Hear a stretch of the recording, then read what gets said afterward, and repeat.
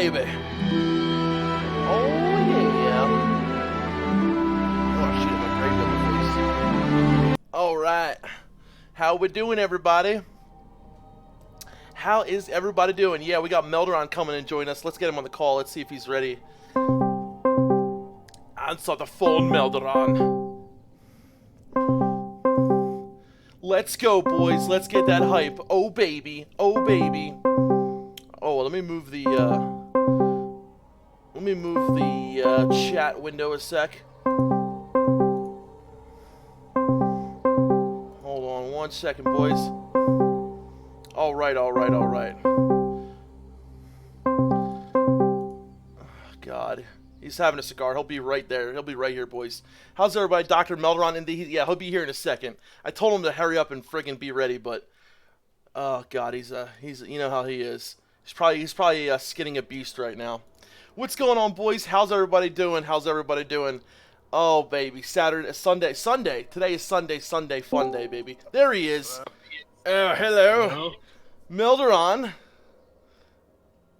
I can hear you. How's everybody doing? Hey, can you guys hear him? All right, brother. How you doing? Hype stream. Let's go, Brandon. Hell yeah, Brandon Clayton. How's everybody doing today? Skinning his beast. Did you skin the beast, Melderon? Were you skinning and mining? Is that what you were doing? Yeah, I was just skinning and mining. Okay. Yeah, that's what I was doing just now. Yeah. Alrighty. Sounds, but my Saturday, since I don't work today around... Oh, yeah, baby, that's right. So, guys, we were talking earlier, and, since yesterday's stream was kind of scuffed with all the friggin', with the wind blowing and everything like that, I wanted to just have a little stream with you guys today. For a couple hours until Game of Thrones comes on, of course. What's up, Def and Meldon? Nothing much, brother. Flappy wieners. Dude, are you ready for tonight's episode? Dude, there's gonna be a lot of death. It's gonna be crazy. I think what's her name's gonna die. Who got knighted in the last episode? What's her name? Brienne of Tarth. Brienne of Tarth. Yeah, dude. I think she's gonna die, brother. I think she is. I need classic. There's literally a billion video games and nothing worth playing. B3N is God. I know exactly what you mean, man. It's been pretty bad. Like every day, I'm like, oh, I'm gonna stream. I'm gonna do something different. I'm gonna maybe play a video game or something else today, and then I just don't want to play anything else. I play classic WoW once in a while, and like I don't know, man. I just can't. I saw someone streaming like the new God of War, and I was like, it looks cool. But then I thought to myself, how long can I actually play this game? And it's probably like a day. Yeah. I mean, no, the new God of War looked really good. It did, and it got Game of the Year. But a game like that, like I can play for a couple days. Yeah, exactly. I can play for a couple days. I'll beat the game, and then I'm just like, I want to play WoW. You know what I mean? Game of Thrones is overrated. Changed my mind. Crimson. Here's the thing, right? For the longest time, Melderon always tries to get me into stuff, right? For the longest time, I was like, oh, I'm not going to play on private servers. I'm not going to do it. Oh, I'm not going to play on Game of Thrones. I'm not going to watch Game of Thrones. I'm not going to do it. And eventually, I come to my mind, and here's the thing about Game of Thrones, right? Once you get hooked in, you're hooked.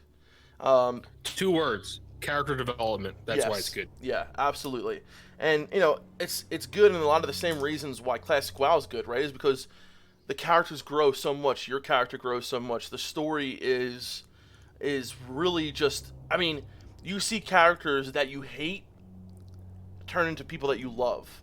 Like not too many other shows have done that. You know what I mean?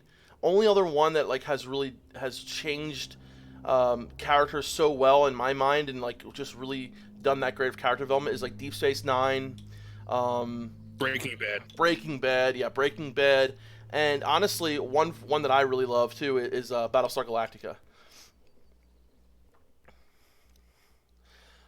So Leonard says the show is terrible since departing from the book. So here's the thing, Leonard. I never read the books, man. So I'm not.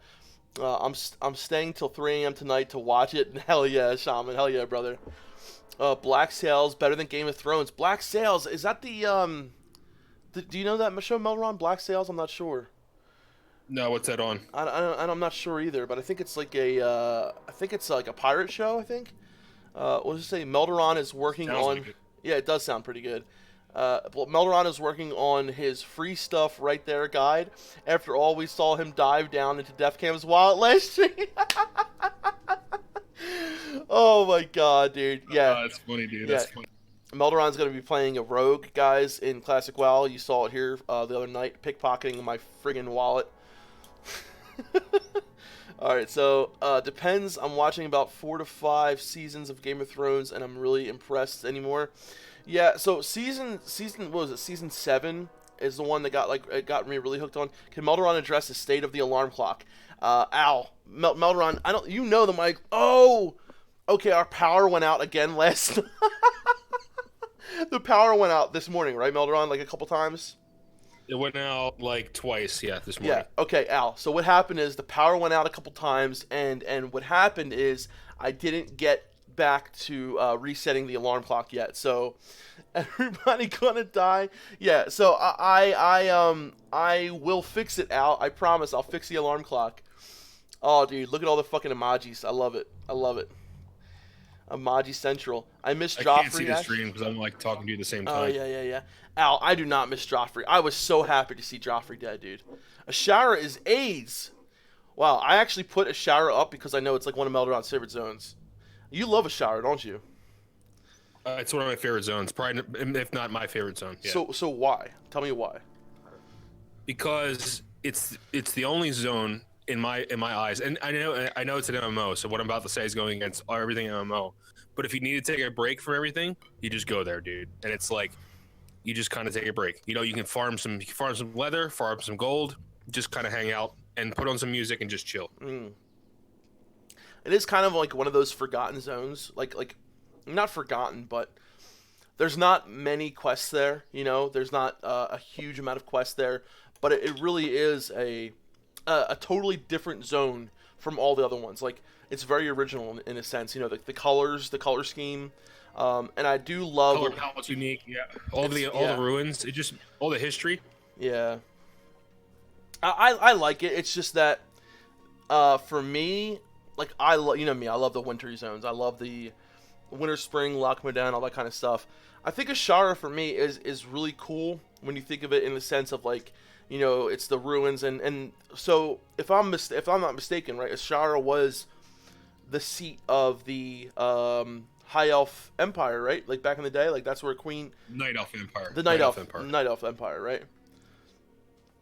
Oh yeah. Yeah, before there were High Elves, because the High Elves actually left Ashara because they didn't agree with her ruling or whatever, and then they founded Quathalos. Gotcha. Yeah. I don't know, man. It's a cool zone. It is, but it's not one of I put it up. I put it on here for you, honestly, brother. And just stop by for the Omega WoW.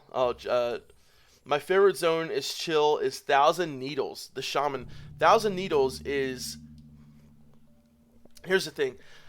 I kind of hate what they did with the new Thousand Needles, right? When they flooded it, and there's like goblins and shit in there now, right? Is that what happened to Thousand Needles? It's been like flooded in Cataclysm, right, Melderon? I think that's what happened to it. I think so. Yeah, I don't know what happened. What'd you say, man? The Thousand Needles in Cataclysm, it became like flooded, right? Yeah, flooded. Yeah. I don't like what they did with it. I think Thousand Needles was one of those zones that was like so unique and so different. There's only a few zones that are just like really unique that you don't see like anything else like them, right? Like you have your like Fireys, you have like the Searing Gorge, the Badlands, like those kind of zones. Then you have like the you know, like the humanoid zones like Red Ridge and Elwyn and Westfall. You want some history? Thousand Needles was actually flooded before. It was actually flooded before. Really? So when the Great Sundering happened, when the Well of Eternity exploded, that's when it dried up. Oh shit! Really? I didn't know that. Yes, it was. Huh. So, and that's the thing. That's what I wanted to like talk a little bit about today. Is like the fantasy and the lore of WoW and how much it affects like each and every one of us. I think for some people, and myself, I was one of these people, especially back when I first started playing. I didn't give a shit about the lore. You know what I mean? My first, I did, however, know that there was this story behind it that existed, and it did make the game a lot more mysterious for me. and it made the game definitely more like of a of a bigger thing. You know what I mean? There was like this whole big story behind it. But my biggest thing that I cared about was progressing my character. You know what I mean? So I don't know. Was the lore always kind of like a thing for you that, or did you start to like the lore more and more as you Well, started since playing? I played Warcraft 1, 2, and 3, I did enjoy it a little bit more, but I got into it a lot more when I started to later in my gaming experience with WoW. Right, right. Yeah, I don't know, man. It's weird because like the lore to WoW is very cool, and it's very it is unique in a way, right? It's a lot different than like the whole Well, it shamanistic and borrows from a lot of things, though. yeah. I mean, It of borrows from course a it lot of bars for like the Tolkienian aspect of like the orcs also and Lovecraft, big time. yeah. That's true. That's true. But isn't it crazy the similarities between Game of Thrones and fucking WoW? I mean, with like the Lich Um, King and all, and okay, think about this. well, the Night King was first. He was right. Yeah, the Night King was first. If anything, World of Warcraft stole from George R. R. Martin. Wow, but it was so new when they started like reading it, when they started making WoW. It was like brand new, wasn't it? No, Game of Thrones came out in like the friggin' like early '90s, dude. Oh, really? I thought it was like the late '90s. Shit. Well, it was. Let's just say that it was before World of Warcraft, because Okay, remember, it takes a long time for a book to gain fucking popularity, dude. A that's long true. time. That's true. And I definitely see. Okay, of course you have like the Night King, the Lich King. You have Sindragosa, right? And you have like the way he raises dead and all that kind of stuff. It's very much like the Lich King. Oh, wait, let me read some of this. In my eyes, the World of Warcraft lore is a very good collaboration of a lot of unique fantasy things. Yeah. It takes a lot of unique things and kind of meshes it together, and it works. Do you think once Metzen left that the lore took a dive? I mean, yeah, but I think after the Cataclysm, okay, so after Cataclysm came out, at that point, everything else was kind of like off the cuff. And you're gonna, I know people in the chat are gonna say, but wait a second, Chen Stormstout was a Warcraft 3. I was like, yeah, okay, fine, he was. That was one character, like, and there was pretty much nothing alluding to Pandaria really. So they kind of just took one character and just went off the whole expansion. You know what I mean? Yeah. So technically, okay, fine. But it's from a lore character, but 99% of that stuff was off the cuff. Cataclysm was the last expansion that had a major lore element like Deathwing. Right. Right. Tyler T, thank you for the $5, my man. He said, "Let's get some more likes in here, boys." Tyler T, hell yeah, brother. Thank you, my man. Yeah, I honestly, the way I see it, man, and I have a divide. Like I do. Like when it comes to the new lore going on in retail and the classic lore, like for me, like you said, it ends kind of like where the Cataclysm ended. I mean, Deathwing was part of that whole story, and then once things started to go, Mists of Pandaria, Warlords, Legion, once it was just very different to me. I feel like things got very different, and not so much the gameplay. I'm not talking about the gameplay at all. Of course, the gameplay got different, right? But the lore, right? We had the amazing lore from of course the original WoW vanilla, right? You have all that storyline going on, introducing this new world to you, introducing all these characters, all these people, Azeroth itself. The Burning Crusade, right? This story has been going on since Warcraft 3, and the whole thing with between KT and what's his name? Well, there were Outland maps in Warcraft 2 as well. Right, there were Outland maps in Warcraft 2, and that story was one of the overarching stories of WoW. Is the Burning Legion, how the orcs came through the Dark Portal, all of that storyline is just integral to Warcraft, right? And then of course the Warcraft 3 and the Arthur storyline. And then once Cataclysm came, it was definitely a shift. I mean, it wasn't like as big in the story of the stories that we had in the original Warcraft games. But like you said, Deathwing was definitely an integral part of the whole story between the War of the Ancients and the dragons and all this kind of stuff. Deathwing was definitely an integral like lore character in that respect. But I feel like Mists of Pandaria was something so small in Warcraft 3. Chen Swordstyle was so small, where they really started to just kind of create new lore, right? Instead of using the old stuff from the Warcraft games to base their expansions off of. Yeah, and then what was after that? World of Draenor. Okay, that was literally like a time travel bullshit thing that they just pulled out Yeah, of their yeah, butts. It's like, okay, let's go back to Draenor when it before it was destroyed, and you can argue, yeah, I mean Draenor did have a history, but that history was written primarily a bulk of that for Worlds of Draenor because nothing was really written before then. right, You know, right. it was all retconned. So um, even that was kind of, and then Legion, same thing, right? It was a back in the day Oh kind of yeah, like well, Legion. I mean, the Legion storyline. You know, it came apart from like Gul'dan from the other universe, and it was a mix of all this other shit too. So, yeah, I mean, the Legion storyline was basically like a revamp of the Burning Crusade plus stuff going on from Draenor, and yeah, it was just a. But I gotta say, I mean, it did give me a little bit of like a feels because it was like some of the old stuff. You know what I mean? So I don't know. It was very mixed feelings when it came to Legion lore. Real quick though, Ye said the first book was 96. Was 96 for the first Game of there you go. Thrones So book. Yeah. Well before Arthas was Right. even a character. Defcamp, Big Worm, how you doing, brother? Big Worm in the house. Sleepy too. Good evening, gentlemen. Tyler T, thank you so much again for that $5, my man. VX Cosmos says Melderon is spot on. Chen was a side quest in Warcraft 3. The Kung Fu Panda became a hit, and Activision goes, "Hey, let's do Pandaria X pack." Yeah, VX Cosmos. That's pretty much how I feel about that too, man. Yeah, and plus there's also another big nod to Game of Thrones and actually Mr. Pandaria. Do you remember the Shadow Pan? I think they were. They were Yeah. like they were a faction, and you remember they say we are the Watchers on the Wall. Blah Oh blah my blah. That's from the God, Night's that's Watch. right. Holy shit, that's right. That's right. That's right. Yeah. You know, and I don't know how It's much of literally from it. the Night's Watch. Right, but I don't know how. And then remember in Duskwood in Darkshire, there's a small faction called the Night Watch instead of the Night's Watch. In Vanilla. Yeah, that could have been a coincidence, but yeah. No, You definitely don't not think a so? coincidence, dude. Okay. No, absolutely not. All Those right, guys all read yeah. those books. I know, true, and a lot of it, you know, Warcraft definitely does do homages to, you know, I mean, they had the whole thing with Harrison Ford or what was his name? Lincoln, No. Remember the Harrison Ford character? His name was Harrison Jones. Harrison Jones, and they do homages to a lot of things, like Lincoln. Yeah, of course. They even do homages to pop culture. They had that one blood elf whose name was like you know, it was after that Paris Hilton. It was something like Barris Harris Hilton. Harris Pilton or something like that. So yeah. Big Worm said these guys are killing it 3 days in a row. Thank you, Big Worm. Yeah, we're trying to stream more often, man. Yesterday's stream was a little scuffed with the whole friggin' wind blowing and shit, so I wanted to do another stream for you guys today. Melderon also streamed earlier today with Chimley. That was a good stream. I heard you guys a little bit later. I was sleeping. I ended up sleeping a little late today. Sorry for missing it. But Yeah, Chimney had like 50 people watching, dude. It was his that's biggest awesome. stream ever. That's So. fucking awesome. I love that. The hype is real, boys. So, Kevin says after the downfall of Kata, they needed to do something drastic to get players back.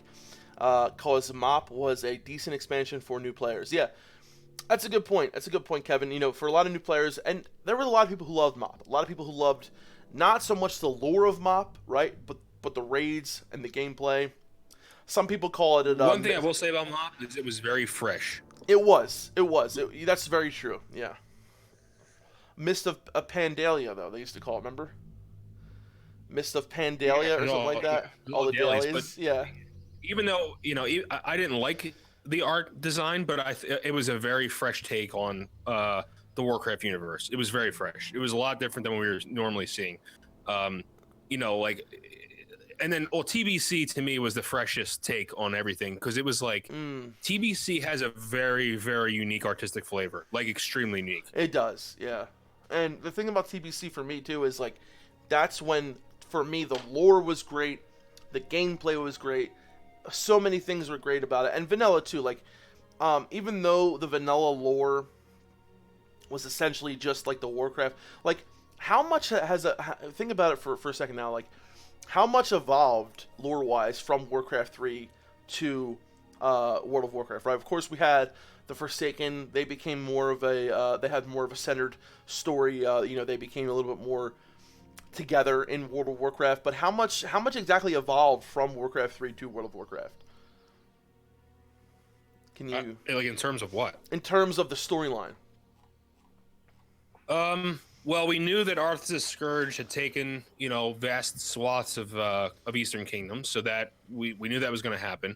Right. I don't remember at the end of Warcraft 3. I'm pretty sure there was no mention of the Forsaken. I can't remember that, but I think that was They something that were, actually. well, Sylvanas had started her own little thing, I think. But yeah, she had Okay. Varamothras, you know what I mean. But they didn't have like the presence that they have in World of Warcraft. Absolutely not. You know. Yeah, the Night Elves got a big jump up because the Night Elves were introduced in Warcraft 3. So that was their whole lore was retconned for World of Warcraft basically. Right. Um, let me see what else. Uh, the High Elves, that was another. Well, the High Elves were in Warcraft 2, so Yeah. that's not. Yeah. Um, It's difficult, right? Because the the thing about Tauren, the the Tauren, the Trolls. trolls, yeah, things became more established. Definitely, like certain groups became more established, but it wasn't like the other expansions where they had this big thing, this big focus, right? Vanilla was very different in a way. It was establishing the world, because it was the first part of the game, right? It was establishing the world, establishing these factions, establishing these essentially all these stories, and it wasn't like there was a main focus really in vanilla, right? It was what tier was out. It was the raid tier, molten core. You're fighting Ragnaros, then you're fighting Nefarin. Yeah, you did have you had, of course, for the alliance, you had the syndicate, you had Onyxia behind all that shit. So that was a overarching story for the alliance a little bit. um, but every quest, it's like there was always something else going on. You know what I mean? There was always something else going on. Whereas in the Burning Crusade, there was one main mission, and that was to destroy the Legion, right? And to fight back the Legion, Well, even though you yeah, had. it's also very hard to transition from an RTS to a to an MMO because in an RTS you're essentially God, right? You're controlling these units, Mhm. whereas in a MMORPG you are your character in the storyline itself, so you can't start an MMORPG, especially in a vanilla state, as a powerful warrior. You have to start as like a lowly, volunteer in the army or something, right? So that was a Right. huge difference between an RTS and MMO. Pro, it says Vietnam stole lore from Stranglethorn Vale. Yeah. Damn right. um, Damn right. Yeah, R51 Men in Black. So John Doe says, Cthulhu in AQ40 says, "You're already dead," which is the reference to the anime Fist of the Northern Star, which is the source of the Oma Wei Mao Shinderu Nani meme, along with "Your heart will explode," which happens to the enemies of the main character. Yeah, I'm sure there's a lot of references that I don't know as well. I love you, man. Like the like the fat Post Malone. Yeah, pre Malone here, brother. Cat and Mop had amazing PvP. They did have good PvP. Well, I know Mop's PvP was decent. I did PvP a little bit in Mop, and Kata was pretty good as well. But um, I think a lot of people liked it for that as well. If Mop was great for new players, it's a real shame that WoD drove them all off with everyone else. Thanks, Steph, for the extra stream. Was here for the Chimley stream. Phil Spool today. Thank you, guys. Thank you, brother. Someone asked you, Melderon, did you see the video of Hodor jamming with Dave Mustaine from Megadeth? In the video, he's wearing a WoW t-shirt. Did you see Yeah. that? No, Oh, I don't remember. I did see that video though. Maybe I didn't notice that. That's weird. okay. I did see We that. gotta check that out. On Evening Fellas currently grinding bats and Eastern Playlands at level 54 for gold to buy me my Devil Sword pants. Perfect thing to listen to when grinding. Fletch, I'm glad, brother. I'm glad you're here. TBC was amazing. I wish it lasted longer. I never got to raid. Now the thing about TBC too, thank you Sleepy too. I feel like in the Burning Crusade, right? It was a good mix of course, they weren't able to really keep the old world as much of a big part, and that's been an everlasting kind of thing that goes on with the new expansions. Is whatever happened beforehand is kind of irrelevant, right? But I do feel like the Burning Crusade did a pretty good job with keeping the story, going, feeling fresh, and I feel like it was definitely the next point where like I feel like we needed to go. Like, okay, so your first raid you do is Naxxramas, and there's a little bit of the lore of course with the Legion there when you go to the top and all that. But I feel like for me the natural progression of Warcraft was going in the right direction with the Burning Crusade and Wrath. Right, first you had the Legion, then you had Arthas, and then you went into Cataclysm. But in the Burning Crusade, I feel like there was a lot of, I mean, with the Draenei, with the Blood Elves, there was new things introduced. But I feel like for the most part, the lore was very much Warcraft related. It was all things that we saw Yeah, before. and it was definitely the darkest expansion too. It You was so think dark, so? dude. Yeah. Compared to Wrath, I mean, like, okay, Mhm. Arthas is a dark character. I understand that, but like the darkness of Outland, dude. Like when you walk in Mm, and you see like the you see Hellfire skulls. Peninsula, and then you Yeah. see like the road in front of you is literally made of bones Yep. of bones, right? And then you look up and you see this crazy twisting nether stuff, like space. You're basically in the space, right? And then Shadow Moon Valley, all these places are just so dark and so ominous, and And I think unforgiving. that Yeah. TBC dude was way darker, and I'm glad they did that first before they did Arthas, because if they rushed to Arthas in the story arc right after Vanilla, I think it would have been it would I don't know, it would have been that great. And another thing too is Illidan, right? So Illidan, I never fully grasped why Illidan was an enemy. I know that his methods of how he was trying to destroy Legion, but I never fully grasped like why we ended up killing him and why we were fighting him. I understood, the whole how it was almost. I kind of look at Illidan the same way I look at the Scarlet Crusade, right? He was technically fighting against the same people we were, but his methods of doing it were not the best, right?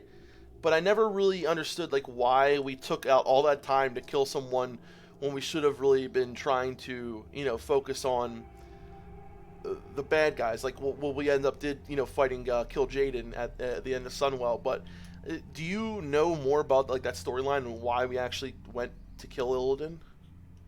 Well, he's kind of a renegade, like, so when did you ever do like that Caverns of Time dungeon? I think, when did they pull that out in Cataclysm, when you go back when the formation of the Great Sundering and when the Well of Eternity exploded? Yes. Yeah.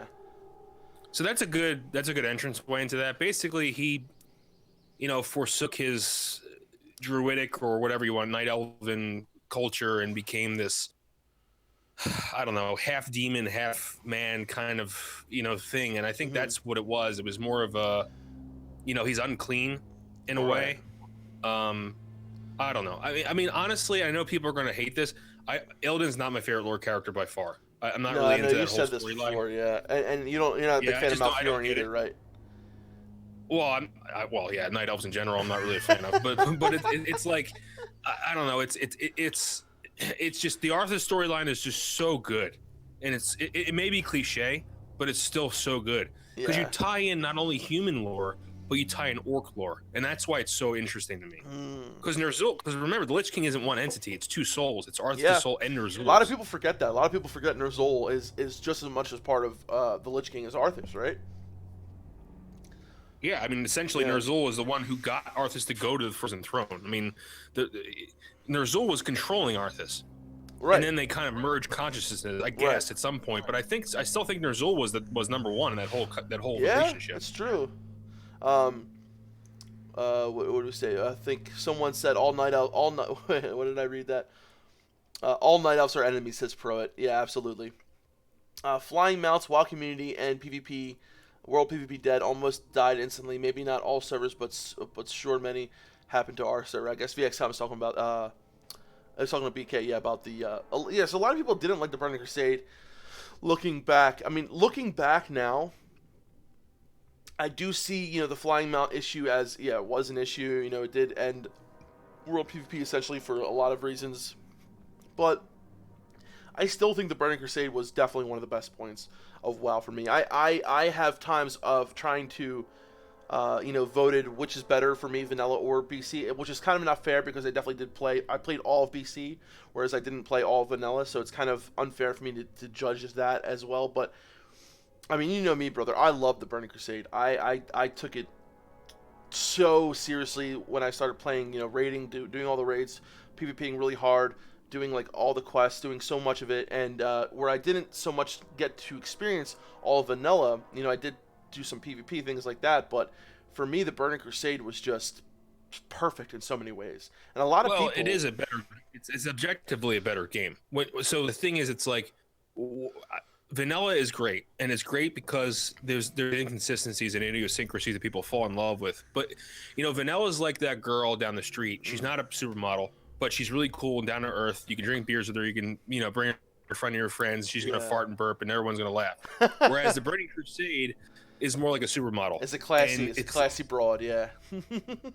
Yeah, in a way, because it has a lot more polish in class design and class balance, but you miss that home feeling you get from vanilla. You know what I mean? I know exactly what you mean.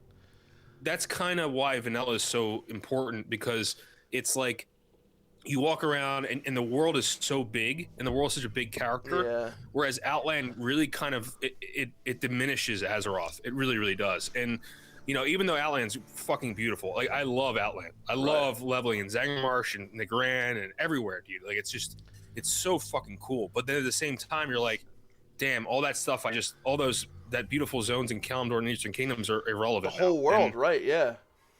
Basically, and I feel like for me, I don't know about you guys, but I feel like there was more of a sense of freedom in vanilla, right? To what you could do, where you could go, who you could be, and also I feel like the faction pride, like having one faction only having shamans, one faction only having paladins, I felt was such a decisive thing that made the factions feel so different, and yet they felt, and I feel like almost there was more faction pride in faction pride in vanilla because of that. You know what I mean? But I feel like the sense of freedom that I got in vanilla, for me, of course, is when I first started playing. So the sense of exploration and mystery were huge, right? And that definitely has that sense of nostalgia to it as well.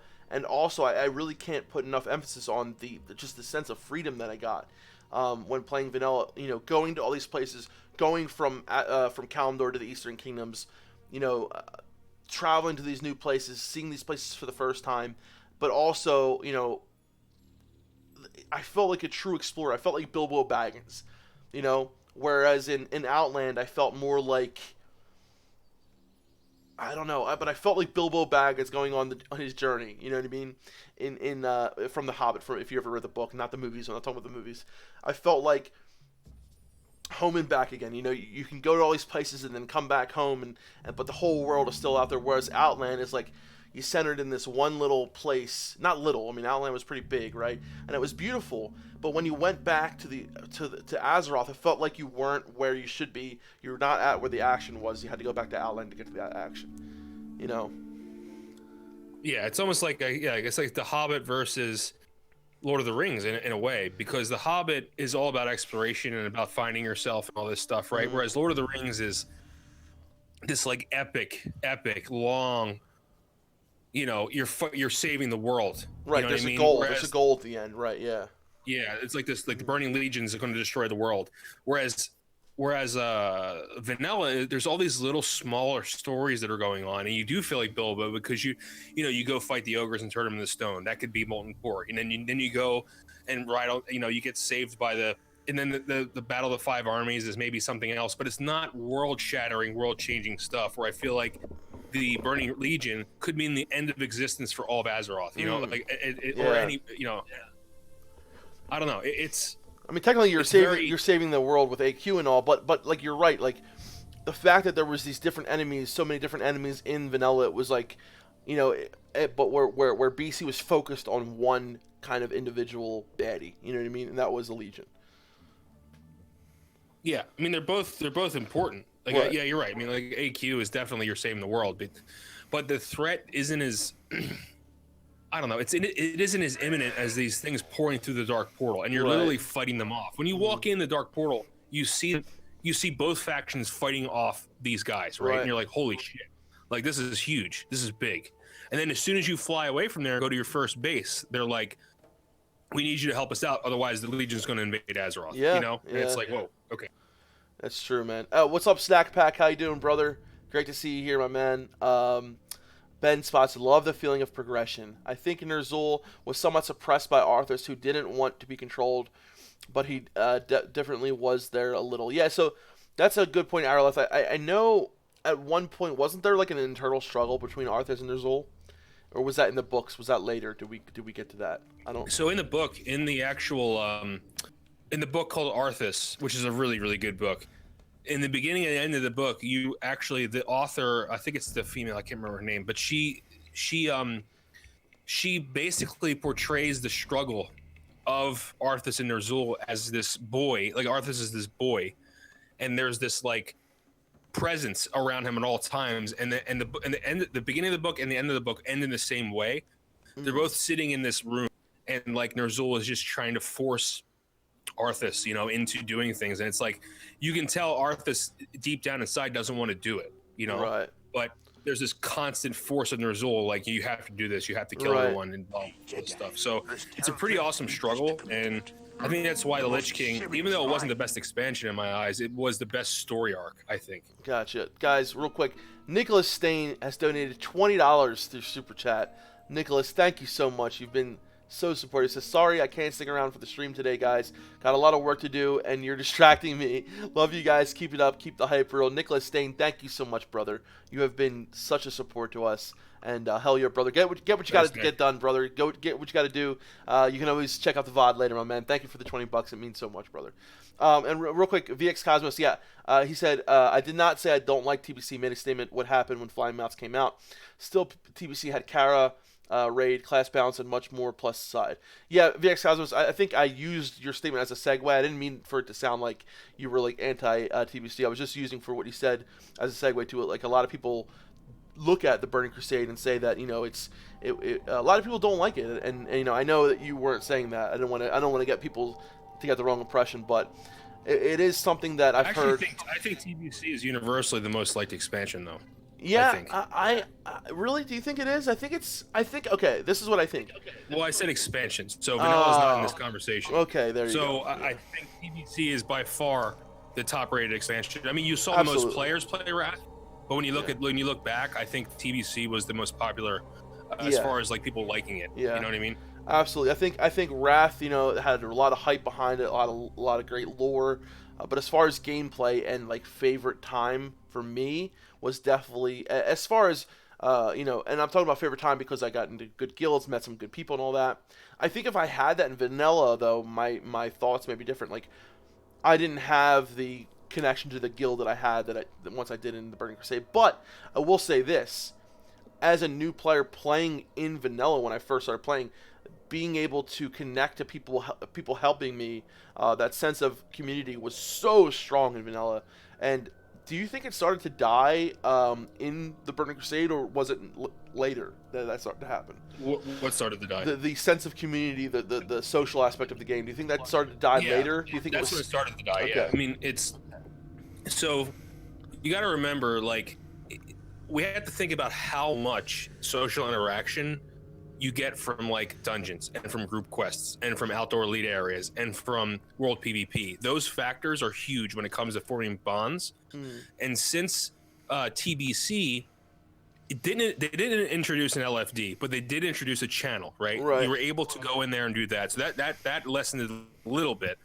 But then you have to realize Flying Mounts had a huge detrimental effect at world PvP. And then there was no outdoor elite areas, so that was gone pretty much. There was a lot less group quests too. So those factors really lessened it. Yeah. Well, there was a lot less quests, right? Because obviously you're going from 10 levels I mean, like, to, okay, you know what I mean? I mean, like, per zone, there was a lot less group quests. Yeah, you know that's true. That's true. And yeah, so Stackfire said, I disagree that the TBC doesn't have a world feeling like vanilla. I agree actually with that, Stinkfire. I agree that, you know, Outland definitely doesn't have that feeling like it's a whole world. It feels like you're in this like little part of the world. Like, even though it's supposed to be Draenor, right? It definitely doesn't have that sense of the world that Azeroth has. You know, you don't really have that feeling of going on a zeppelin and going across, you know, to another continent, or going on a boat and going across another continent. So I actually agree with you with that, Stinkfire. I think vanilla definitely had a unfortunately more sense of world. That's just the nature of expansions, though, right? Yeah. You can't have an expansion bigger than the base game. So it's like that's an unfortunate thing. But I do feel like Wrath, even though it wasn't as socially dynamic, I do feel that Northrend was a very large place, and I do think you felt much more attached to Northrend than you did Outland, because almost you knew so there's two reasons why. Outland is smaller, but the second one is that Outland isn't even on the same planet, and I think you lose that sense of pride because you're on a different world. Yeah, Do you know what I mean? yeah. I do it, and also for me, like I love the music in Northrend. I love some of the zones were beautiful. I mean, Negron was beautiful as well, but I definitely do see what you're saying there. Like, you're not on the same world.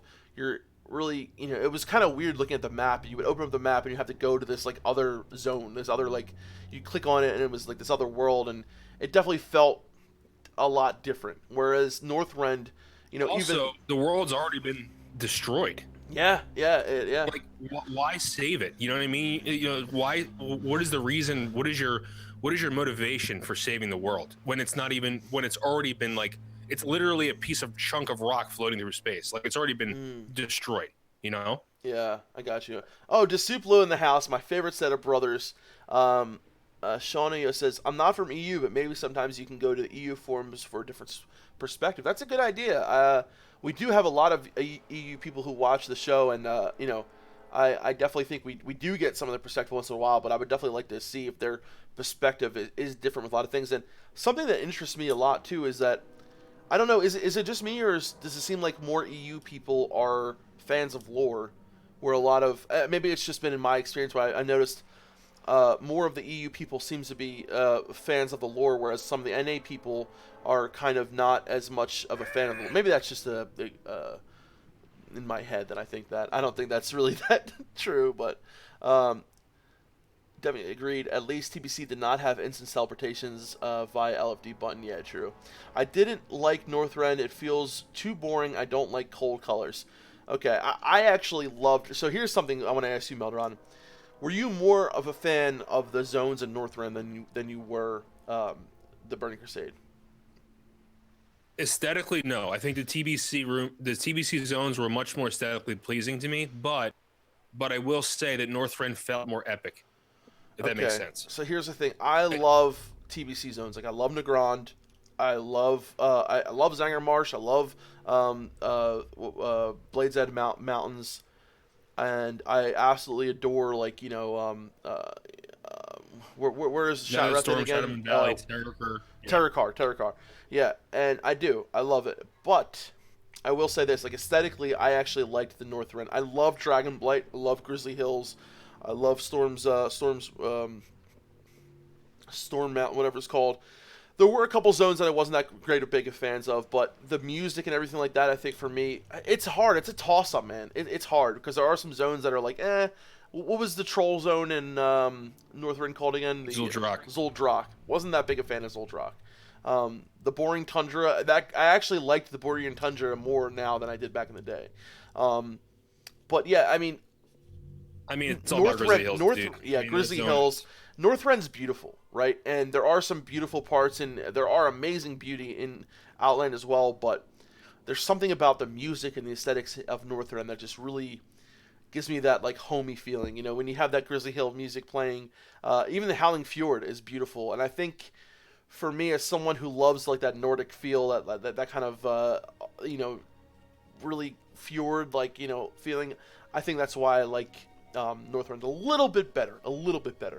I thought Outland was more diverse, though. I thought the zones were way more diverse. They you were. Go from like red. You to, go like, from this blue. like scarred like wasteland to like this beautiful looking marsh with these huge mushrooms and stuff, and then you go to Nagrand, which is like, whoa, okay, this is totally different than I was expecting.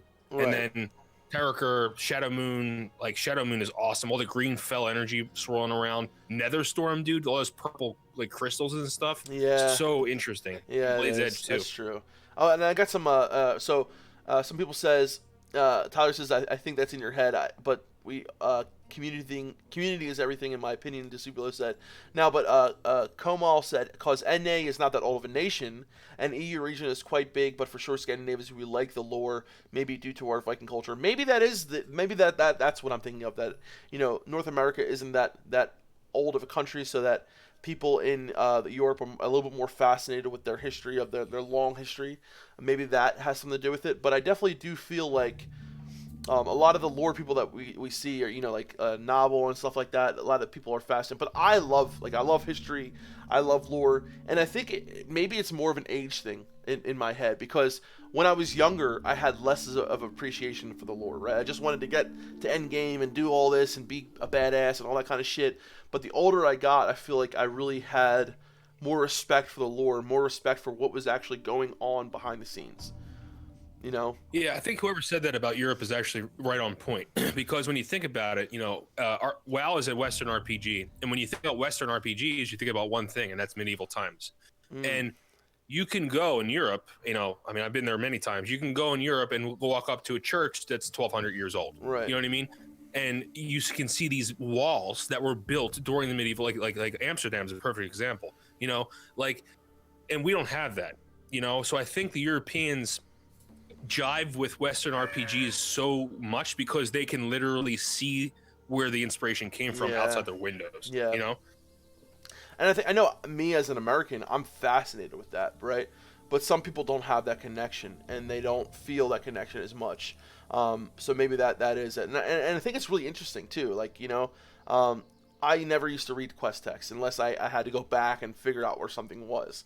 Now that I've gotten older and become I love getting lost in the quest text, and I love reading things, and because the lore really is in the quest text in vanilla. There's no voice acting, there's no cinematics or cutscenes or anything like that you can kind of rely on to get your information from.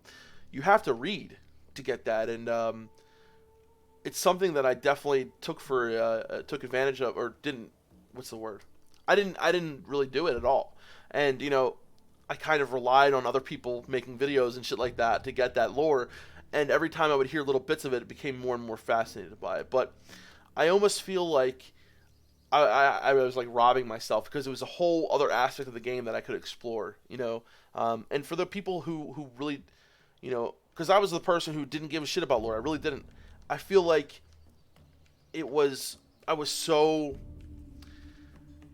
opened up just a whole nother door to me to the game. Like it made me feel more connected with my character. It made me feel like when I made an orc or I made an undead, like gave me even more of a connection to that character. So for the people who actually really love the feeling of being connected to your character, growing with your character, and you haven't explored the lore so much, I would say give it a shot, because it might make you actually even more connected to your character.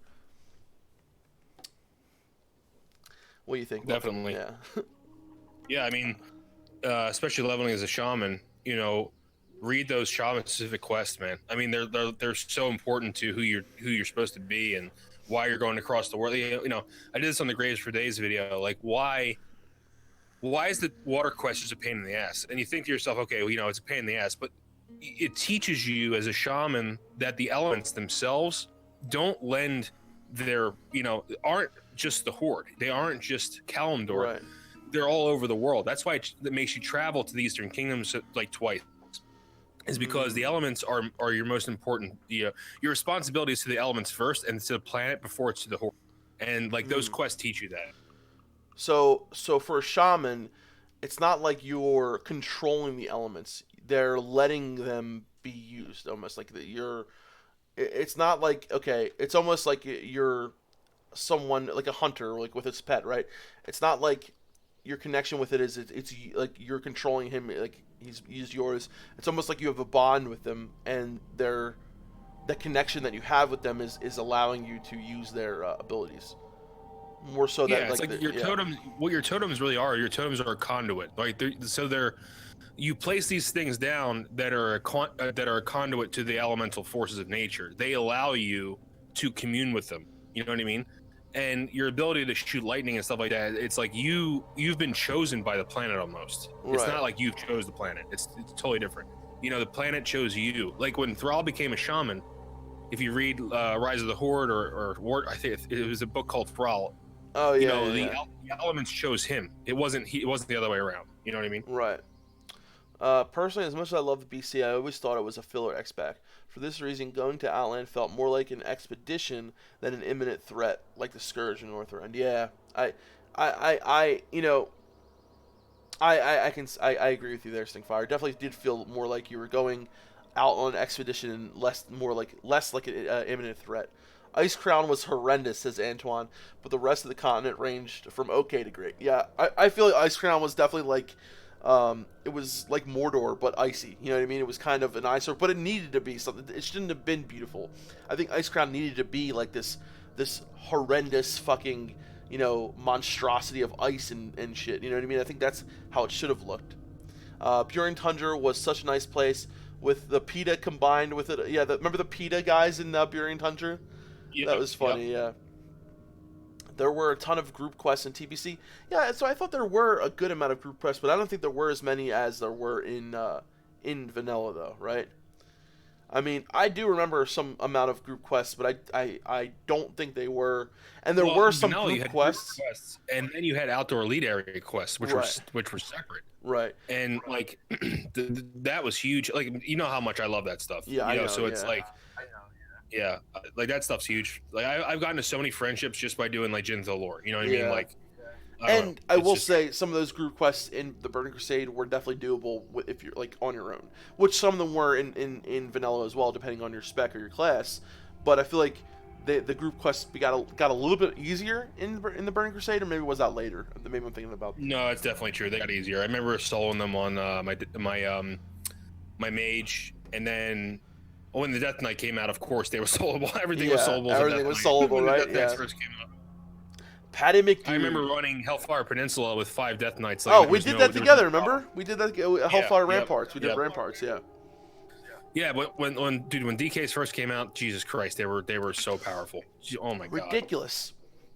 I mean, they were a hero class, right? And here's the thing about Death Knights that I don't like. Okay? I feel like Death Knights was the beginning of Blizzard making your class, like, making you try to feel so important. Like, you're not just a grunt, or you're not just this person. I feel like that was the beginning of everyone, needs to feel special, and you're a hero, and all this. Do you understand what I'm saying about that? Like, when we all, you got the Ashbringer and all that kind of shit. But they couldn't introduce Death Knights. The problem with Death Knights is you couldn't be level 1. It doesn't make any sense. Right. Because you already remember, like Class Fantasy but Death Knight, that character already progressed to level 60 or something, right? And then they were taken by Arthas and trained. So if you started at 1, it would be super, super weird. So that's why they did that. But it was class balancing issues that made them so powerful. They shouldn't have been that powerful. That was not supposed to be. Okay. Like when they first came out, it was ridiculous.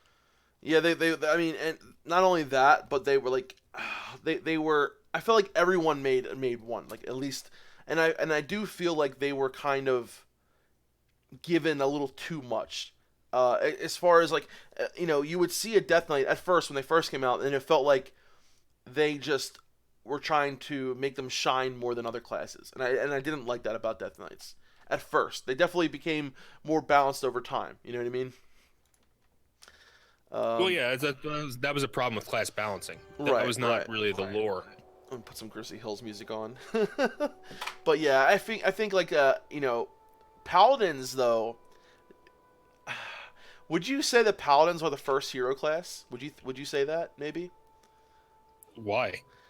Well, because I don't know. I just feel like they had a purpose more so than any other class, right? They were kind of brought together. Shaman, well, shamans shamans had a purpose in their group and in their tribe, but a paladin's purpose was to defend against the undead. Right? They were basically priests who took up arms to, destroy this new threat that was coming. So I feel like in that sense, paladins were kind of like a hero class, but more so than others, maybe. More so than others. I don't know. I just feel like paladins kind of had this superiority to them over other classes. Especially like warriors or... Okay, imagine this though. Like, in the Warcraft 3 storyline, the paladins were ranked higher than other, soldiers. They were the paladins. They were, higher than just a warrior, or higher than just that person or the other. They were like basically knights, Well, I mean, I can agree to disagree with it, because I think that Paladin, honestly, was the one class in Vanilla WoW that didn't kind of fit. And here's why. It's not because of the abilities or anything like that. The Paladins of this, the Order of Silver Hand was an extremely small group of people. We're talking like 5 people. You know what I mean? And to make them a whole class was actually really weird. And to make them dwarves able to be paladins was even stranger. Yeah, I know. Yeah. Yeah, it was very weird. I mean, like shaman, there should be less shaman because there's only one shaman per tribe, right? So it kind of makes sense that there's a lot, but like the fact that it actually works out because paladin, shaman, and druid are actually the least placed classes. Right. And that actually works with the class fantasy because there should be less druid, shamans, and paladins than anybody else. Right. And that's why I think when they were able to be on each other's other factions in the Burning Crusade, it didn't feel right. It definitely didn't feel right. Real quick though, let me read some of the chat. BK says, "Quest? You mean you're not supposed to run in a direction and kill everything in sight, huh?" Padme, dude, what's up, brother? You had to read Quest and Vanilla to even know. Yeah. Will we be able to use Quest Helper add-on? Justin, probably not in the beginning. They're going to have to remake all the add-ons for Classic. Wow. Melderon needs to get his face cam going now. He's smoking a cigar right now. He's just going to come in and voice Full Metal. The Warcraft lore is quite Tolkien-esque, but with strange technologies. Yeah, Vegas, I think most fantasy... anything that has to do with any kind of fantasy nowadays at least owes some kind of homage to Tolkien. It's very hard to create a fully original fantasy-based, game or story without some kind of homage to Tolkien in some way. Do you agree with that, Melderon? I mean, the contemporary idea of fantasy, the genre itself, was created by J.R.R. Tolkien. Right. There's no argument there. I mean, Lovecraft Tolkien is a little different, though. He researched a lot of the Norse mythologies, right, and he researched a lot of languages. But he's the one, and you can say, well, there's always been elves in old writings from the Norse. Yeah, okay. He took some classical fantasy ideas, but the idea of the orc, the idea of what we think of a human ranger, the idea we think of, a mage, it all goes back to Gandalf. It all goes back to, it all goes back to Gimli. It all goes back to It all goes back to him. He is the father of modern fantasy. Yeah. There's no, you can't argue it. I mean, it's just you really can't. Even what's that? Harry Potter. Even Harry Potter is Tolkien. Oh yeah, absolutely, absolutely. Leonard Gesh says, "I loved the Water Totem quest when I did it. I've only done it once though." Yeah, Leonard, it is pretty epic when you think about what you're doing, but it is kind of a pain in the ass to how much you have to run around. But I look at it now like those quests, like the story and the lore behind it does definitely make it more interesting. I try to look at it less as a chore and more as a gift and a growth to my character. That's how I'm trying to look at it now. You know what I mean? The old Water Totem I wish there was more class-specific quests. Oh, I know. Honestly. I really do. And I'm so lucky as a priest, we have something really cool at the end to give us a really awesome weapon and things like that. But, that's one thing that Legion did pretty good as opening up some more class-specific quests. I think that's something that they did do right in Legion, which there weren't many. I will say that Legion probably was the best expansion since... for a while though. Since Wrath, yeah. Yeah, unless you're a dark shaman who forces the elements to do your bidding. That would be like, yeah. There are dark shamans in the game. Right, what are they called? Dark shamans. Oh, okay, yeah. Like if you go to Searing Gorge, there's a quest line. There's that quest line where you get the loofah. And you have to go into an outdoor elite area, and there's NPCs called dark shamans. Oh, are there? Yeah. Mm-hmm. The Thrall book is called The Lord of Clans, and it's the best written book out of all of them, in my opinion. Thank you, Stinkfire. Warcraft Great book. Yeah, it is. Warcraft equals Game of Thrones plus Dungeons and Dragons plus Lord of the Rings plus actual history. Full Metal. That is pretty spot on, my dude. We forgot about Dungeons and Dragons. Dungeons and Dragons took Tolkienian lore and made it accessible to make games. Yes, very true, and it expanded on some of the more known classes that we know of now, like the wizard or mage, like the druid. All the archetypes we can thank for Dungeons and Dragons. Paladin, they fleshed out all the archetypes. Yeah, they definitely did. So I feel like they definitely expanded on with what we got from Tolkien, which created the paladin, which created the barbarian, all these quintessential fantasy heroes that you have was definitely, it was evolution, right, of the Tolkienian base. The evolution was Dungeons and Dragons, and then evolved into now what we have is WoW. So you look at like evolution, right? You look at the splits and how different things got different things. If you were to go back and look at like the closest relative, I would probably say Dungeons and Dragons, and then I'm sure you could fit other ones in there as well, like you said. Game of Thrones, Dungeons and Dragons, Lord of the Rings, actual history. Justin Adams says there's a ton of Lord of the Rings Easter eggs in WoW. There are.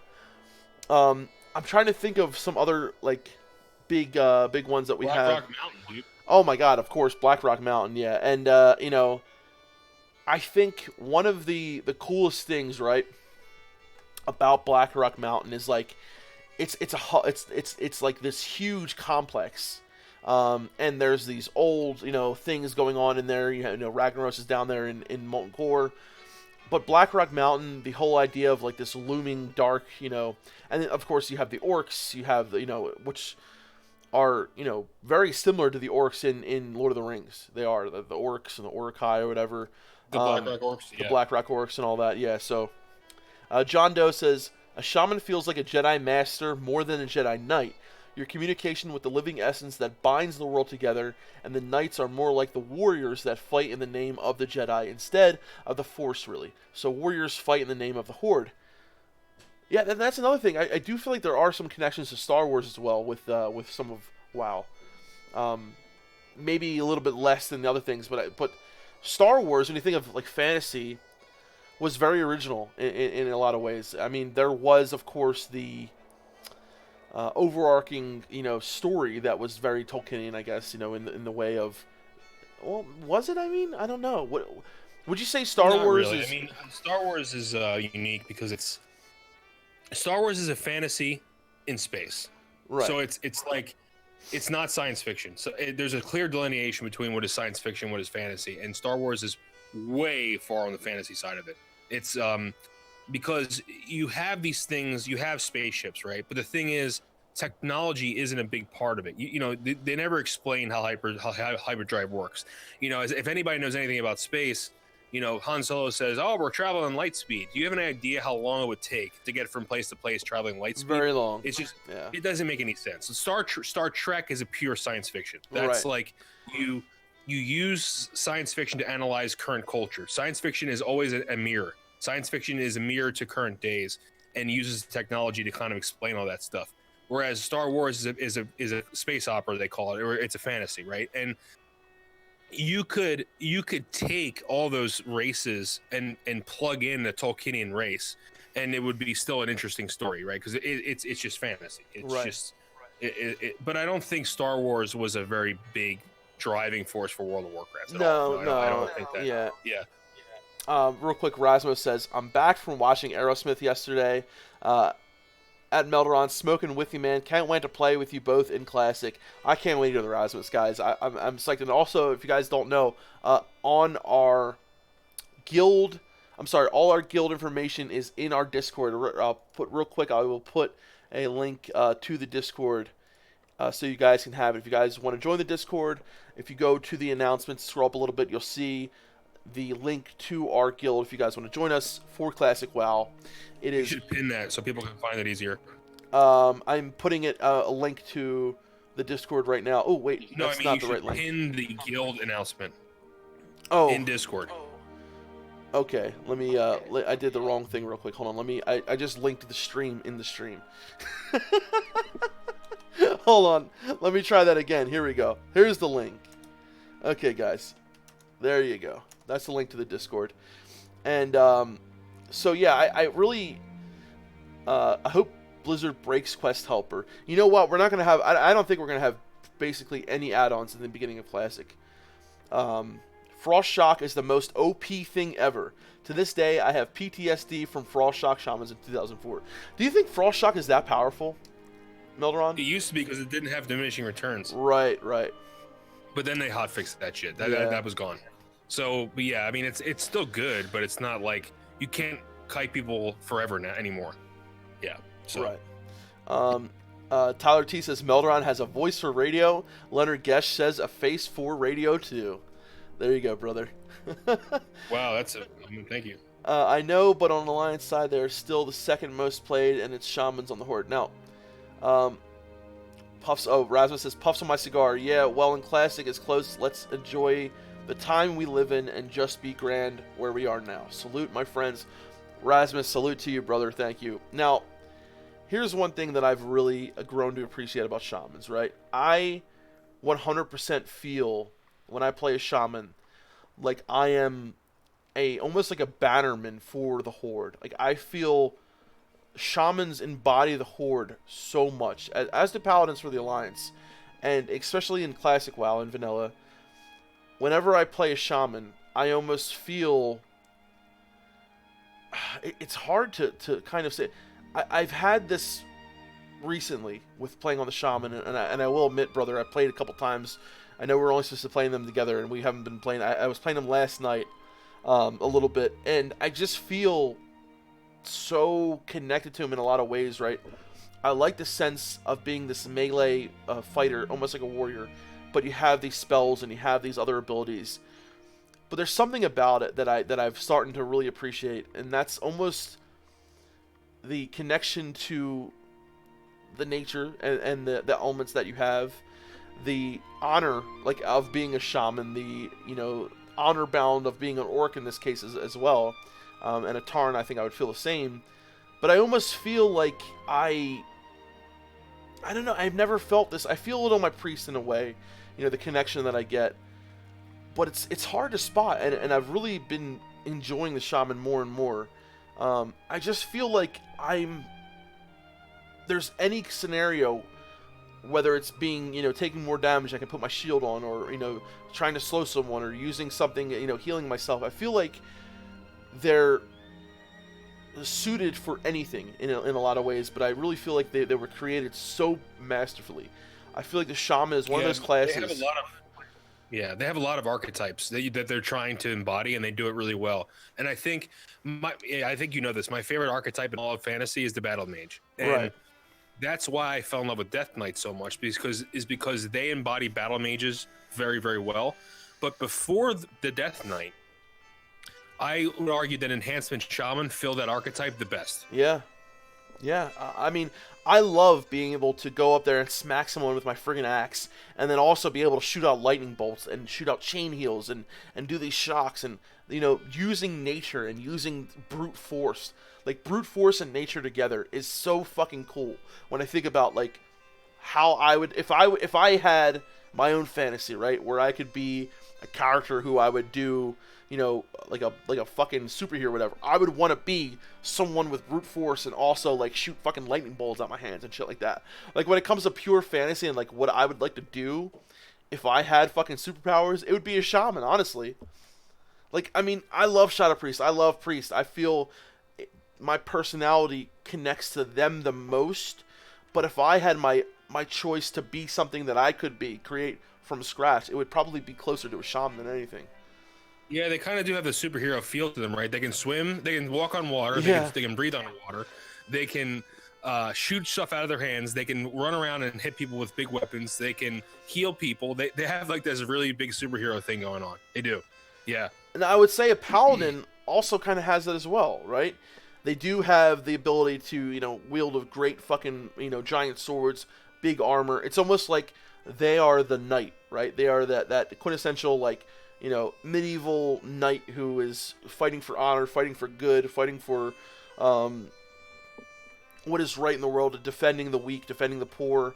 And I love that as well. But I feel, I wish paladins had a little bit more of an offensive abilities. I feel like the offensive abilities of the shaman are perfect for me, whereas paladins are much more defensive, right? They have bubbles, they have lay on hands, they have heals as well, but they wear plate, and I feel like their offensive capabilities are lacking when it comes to a shaman. Yeah, they're more defensive. Yeah, they're more defensive. Yeah, definitely. I mean, like, if shamans could wear plate, they'd be unstoppable. Oh my god, yeah. Yeah, it would be almost unfair. Yeah, I know, but on the Alliance side, they're still second most play, I think. Yeah, I think if shamans were play, it would be ridiculous. Is there any cool backstory to rogue as for shamans, or are they just thieves and thugs? Now, I don't do for me a rogue. You have to use your imagination with rogues a lot more. When I played my rogue for the first time, right, I really enjoyed it, and here's why. Like, I didn't see myself as a thief or as a as like a thug. I saw myself as a fighter, right? As a more of like a, let me try to think of a character, like a Rambo, or a even like a like an and the fact I think I was playing elf. Like a swashbuckler. Yeah, Like a well, no, swashbuckler. less like that. More of like a ranger without a bow, though. Like, you know what I mean? I had 2 daggers. I had, kind of like a if you're in fantasy, right? It's gonna be just an everyday person who doesn't have a sword or shield. It's gonna be more of like a someone who just picks up arms, and more of like a ninja, or a an assassin. Yeah, ninja works. A ninja or an assassin, right? But also, in my eyes, I wasn't a thug or a thief. I was just someone who used this ability of being, sneaky, being, using 2 daggers or 2 swords, and that was just my tools. I was dangerous. I was. Yeah. I'd argue that Aragorn is way more rogue than a warrior. I think Aragorn, yeah, absolutely. That's kind of the sense that I got when I played on my rogue. It wasn't so much of a thief or that. I mean, even though, yeah, you have pickpocketing, you do this, but I wasn't focusing on that aspect of the game. I was focusing on the, what I wanted to create my characters. And I think that's where vanilla is very unique as well, is like, yeah, you can play a character like a warlock or, a rogue that technically are darker, but you can also create your own story, right? You are you going to gank this person? Are you going to kill this person? Are you going to do this? Are you going to play like this? You could be an honorable person through your deeds in game. Are you going to be the rogue who ninjas gear and just tells people to shut up, whatever? Or, are you going to run up to a node and, steal it from someone while they're doing a quest? No, like, you create your own story so much for your character in WoW, and I think that is where I wanted to focus on my rogue and not make him that typical, thief or thug, and I wanted to make him an honorable character. So I think you have freedom when it comes to certain classes that were technically more darker than others that you have in WoW, and that's what I really like about it. Yeah, the warrior's the same way. You have your own. You just make your own backstory with the warrior. Yeah, this is just So Stingfire says dark shamans are present inside the siege of Orgrimmar in Mop, which was assigned by Garrosh to twist the elements into their favor. Okay, I didn't know that. Yeah, the One Ring. Hello, who's there's also dark druids too. Oh yeah, dark druids. And there was the druids of the flame. Remember them? Druids of the Fang, Druids of the Flame. Druids of the Fang are in vanilla. Druids of the Fang, that's right, yeah. Connor Kenny says, hello, Azeroth. Jintoki's in the house. What's up, Jintoki? How you doing, brother? Quick, honorless, tough mofo. Leonard Gesh says, Alliance Rogue can say SI6 or what, SI7, I think it is, right? Once again, Alliance favoritism in story. Yeah, there you go, Leonard, right? Well, you know what? They do have the SI7 or whatever the hell it's called, but undead rogues are fucking awesome, right? I mean, come on. I'd rather be an undead rogue than an SI7. It's all about them Tauren rogues. All right, all about them Tauren rogues. Now, some people think that orc rogues don't make sense. I think orcs are definitely big, right? But think about like the orcs from the movie, from the Warcraft movie, being a rogue. That is kind of weird, right? I mean, Corona Half-Orcan was a rogue. Yes, but the orc, I can definitely see orc female being a rogue, but not so much a male. Like if you think of them from the way that they are from the Warcraft movie, at least. It's not. Yeah, it's weird when you think of the fantasy. The orcs too. Orcs are honorable fighters. Yeah. They would never want to be in the shadows to fight someone. Yeah, ever. Yeah, I know. Aragorn. They always want to be able to be seen. Right, exactly. It's the honor. Yeah. Leonard Gesh says Aragorn is survival spec hunter according to Kevin Jordan. Yeah, I remember hearing that as well. So, but a survival spec hunter is pretty close to a rogue as well. Maybe not. I don't know. Johnny Brown. Gimli's definitely the warrior in that group, though. Oh, Gimli? Yeah. Oh my God, Gimli's definitely a warrior. Who would be a paladin in that group? Nobody, I guess. Huh? None. There is no paladin in that, really. Yeah. Yeah. You could say Boromir, but Boromir turned out to be. Yeah, true. With playing Warlock, I don't see myself as evil, says Johnny Bravo. I see myself as a researcher of life essence, sort of like a biologist, even my own. Demons are just assistants, of course. That's a cool. I like that, Johnny Bravo. So you're more of a someone who has researched this other style of magic and just, are using it to your will. You're not letting the evil kind of get to you. And I like that about Classic WoW. You can kind of bend things to your will. You know what I mean? As far as RP. Are we discussing RP servers? Connor, no, but we can if you want to, my man. Gnomes in general. Movies are never canon. Yeah, absolutely. Sam the Paladin. Yeah, Samwise Gamgee was a paladin. There you go. Sam, a ranger. I've always picked the classes with the coolest makes a lot kits. more sense, actually. Yeah, it does. Honestly, I think. What would Gollum? What would Gollum be? Gollum would be like a friggin' Night elf. a night. A night. Shamans walk on water. Oh yeah, we read that. They can turn into. Here's something that I really. Actually, he's a leper gnome. He's a leper gnome. There you go. He's a leper gnome. Oh, this is cool. Hold on. So, are all the friggin' hobbits gnomes? I hate that. I guess they are, right? Yeah. I mean, in classical D&D, they'd be considered halflings, but there is no halfling. Yeah. I really wish they would have done like halflings instead of gnomes in WoW. I don't know. And anyone here who likes gnomes and all, I'm sorry, but I could never play one. I just couldn't. I never even made one before, I don't think, except for once jokingly. It's just like, for me, I want to be, powerful and strong and honorable and whatever. Like, I've made a dwarf before, and I love a dwarf. I think dwarfs are actually very cool. But being a gnome for me is just kind of, I don't know. I've never created a gnome even on a test server. Really? Yep. Yeah. I don't. Yeah, it's just for me. I don't know. Some people. Defcamp described as Super Saiyan. Oh my god. Yeah, I could never play as a gnome, and I don't know. Some people can, but I think my favorite races. Right. I've been thinking about this a lot recently. When it comes to undead, and I've told people about this before, how I really connect to the Forsaken, to the undead, of being one thing and kind of trying to fight your way through life and having shitty dealt and cards, but people looking at you one way and thinking, are automatically judging you and all this kind of shit. But the more and more I've been playing recently, I feel connected to multiple races in different ways. I think orcs are really cool. Orc is like something I would want to be, right? Like honorable, strong, just fucking badass. Tarn is probably what I'm closest to in a lot of ways. But I think Forsaken is just so interesting, right? Because like there's a lot of open-endedness to the Forsaken, in my opinion. I think like the only downside of Forsaken, dude, honestly, and this is stupid, I just hate the way armor looks on them. Not like caster gear. Armor looks right. I hate the way this. And I guess that's why it's not much of an issue for me, because I usually play them as a caster. But if I were to play like a warrior, it wouldn't be an undead. That's for sure. It would be either an orc or a tarn. But if I were to play any other, like a mage or a warlock, it would definitely be an undead. Maybe an orc for a warlock. I don't know. But here's the thing, right? Forsaken for me, in the sense that I love them so much, is because like I feel like they are sorely misunderstood. You know what I mean?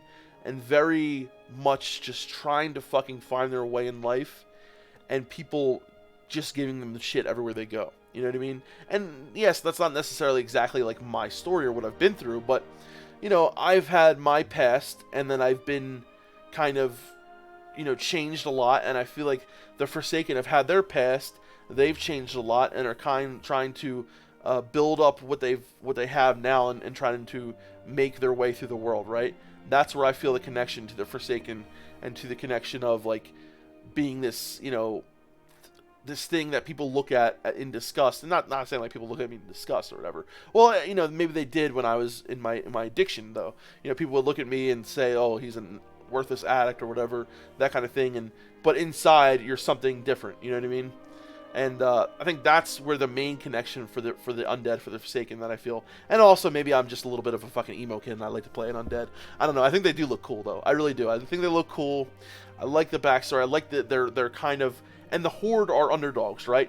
And I feel like the Forsaken are the underdogs of the underdogs. I don't know. Do you feel like that they are like that? Yeah, I can see that. I mean, yeah. Honestly, I really like the undead when I first started playing WoW, and I've kind of moved out of them a little bit. Solely because of nothing to do with their. I love Tears Fall Glades. I love Silver Pine Forest. I love the lore. I just don't know if I like the way they look anymore as much as I used to, at least. Yeah, I still do. I love the way they look. I honestly, though, I've grown a lot fonder of Tarns and Orcs, though. Like I said, I'm probably gonna play Tarn Shaman for my alt. My main, of course, is gonna be Undead Priest. I love my Orc Shaman now, especially the way he looks in his gear. But I love the playstyle with War Stomp, and I think Tarns are fucking awesome, dude. Tarns are such bros, man. They're just so cool and like chill, and I don't know, something about the Tarn that just seems honorable, level-headed, open-minded, and just peaceful when they need to be, but take action when they need to also. I like that about the Tarn. Yeah, I can see that. Yeah, I can see that. All right, let's see. For the Alliance. What all these For the Alliance in here? So you did your WoW addiction. Yeah, Corey, my WoW addiction. As an Orc Warlock, you have to prove yourself to the Horde. Pippin, son of Paladin. There is your Paladin. There you go. Pippin, son of Paladin. Everything you are explaining sounds like you are more of a Death Knight. Dan's in here. What's up, T-Time? How you doing, brother? Anyone have any idea of Orc Warlocks being able to fulfill the Orcish race fantasy? There you go. That's a question for you, Melderon. Do you feel like... Well, they were integral during the Fell corruption, so I mean, there's that. But an Orc Warlock now, like during Thrall's Horde, it's actually pretty tough. I mean, you're gonna be shunned by the rest of the Orcs. That's what I thought, right? I mean, like I always thought of Orc Warlocks like this. Of course, I think about Gul'dan, right? But were there many other Orc Warlocks other than Gul'dan? I'm sure he trained some or whatever. Shadow right? Council. The Shadow Council. Okay. Yeah, there's a lot of there was a good amount of warlocks, but none of them were as powerful as him. But so it's like, I don't know. It's a weird thing for the Orcs. It's actually pretty weird for them. But it makes sense that they're the only race. Well, other than the outside the Forsaken that can beat them, because they actually the only race that actually had warlocks. But that's not true, because there's a lot of troll warlocks too, not playable. But a lot of the NPC trolls you'll come across are warlocks too. Aren't they more like Shadow Priests and warlocks though? Those aren't they like what are they called? I forget exactly. I could have sworn I saw some trolls with like pets and stuff. Well, I know there are like the there are some trolls I think that cast shadow bolts and shit like that. Yeah, there are, and like gentle lore and all that kind of shit. But it's weird, right? Because there are NPCs known as like there's like dark priests and what the hell are they called? Troll, like I mean hexmasters and kind of So like it's weird, right? Because I feel like sometimes a dark shaman, right, is kind of like almost like a warlock in a lot of ways, but I don't know. Warlocks are kind of like their own thing, right? They're kind of more of a mage than anything, but closer to a shaman in some ways as well. I don't know. And warlocks are strange to me. I never really felt like I understood warlocks. They're kind of, I understand, they draw their power from the Fel and they use the demons and all this kind of shit, but I never really felt like I fully understood like a warlock and what their actual role was and like what they fulfilled in, because like they were evil at one point. They fought for the Legion, and I don't really understand the whole thing about the Alliance being warlocks as well. What wasn't the Fel? Well, that one I can explain. So you have, what happens is you have people that are trying to be mages, right? That try to train as a mage and fall in love with the arcane dark arts. Okay. You know what I mean? Okay. So it's kind of like, in the wizarding world or something like that, where someone, in like Harry Potter, right? Where there's like the good wizards and the bad wizards. Kind of like that. Yeah, I guess, but let's not bridge Harry Potter into this, please. I know you hate Harry Potter. Oh my god. Definitely, I can explain you Warlock to the fullest.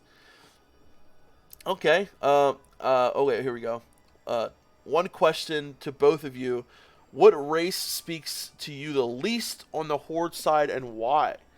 You want to take that one first, Melderon? Yeah, it's troll, and it's not because of the history. I think the troll history is really super interesting. I can't stand the way the male trolls look. They're hunched over and they kind of look weird, and the tusks look weird, and their feet look weird. Everything about them look weird to me, dude. I hate I for don't this know. to be boring, but my reasoning is exactly the same. It's definitely troll. I think their racial's cool. I hate how their feet look. I don't like how they're hunched over like that. Um, I think if trolls looked a little bit different, I would like them. I would.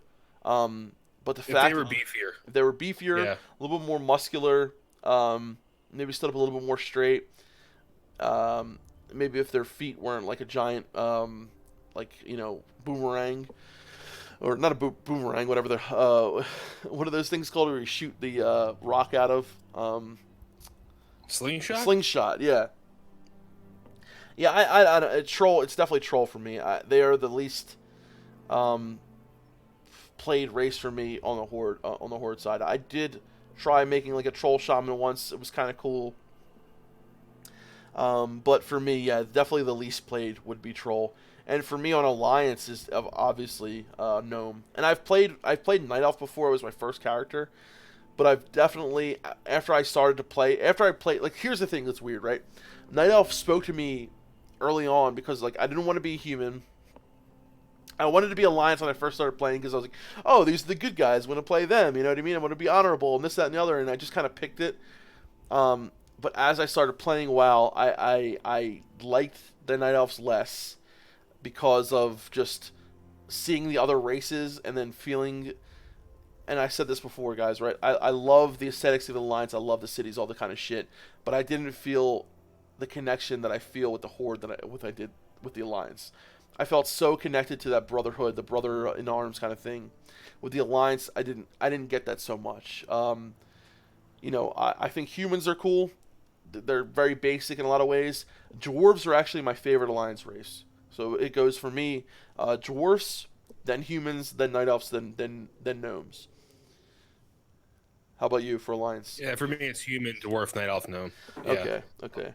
What yeah. class was But Medivh? for what class is Medivh? He's He was definitely a a mage. mage, yeah, yeah. Mage Yeah, turned yeah. warlock, kind of, yeah. Yeah.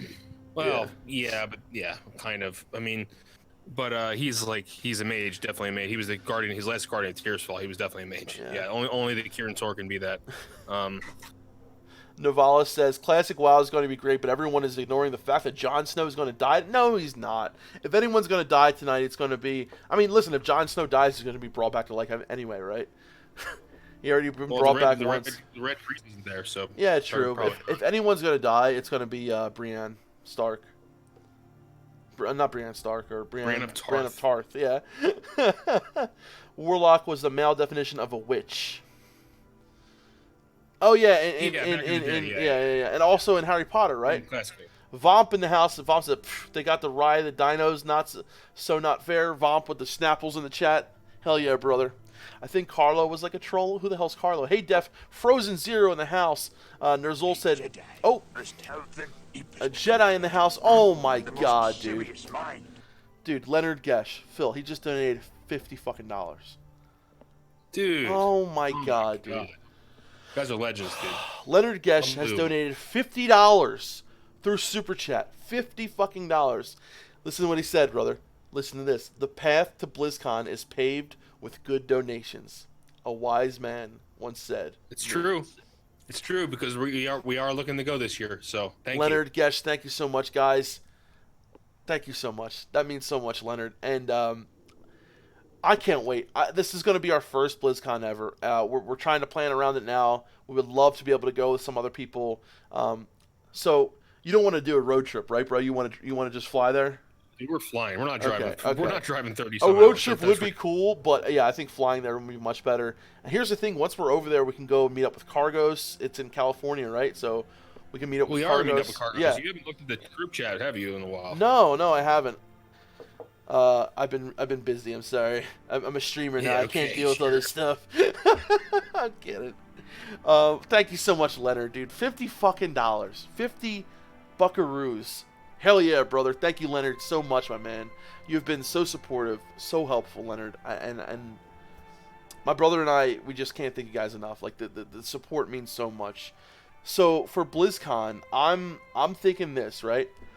I'm gonna shave my head. I'm gonna get the mohawk. I'm gonna do the green mohawk. How fucking funny would that be?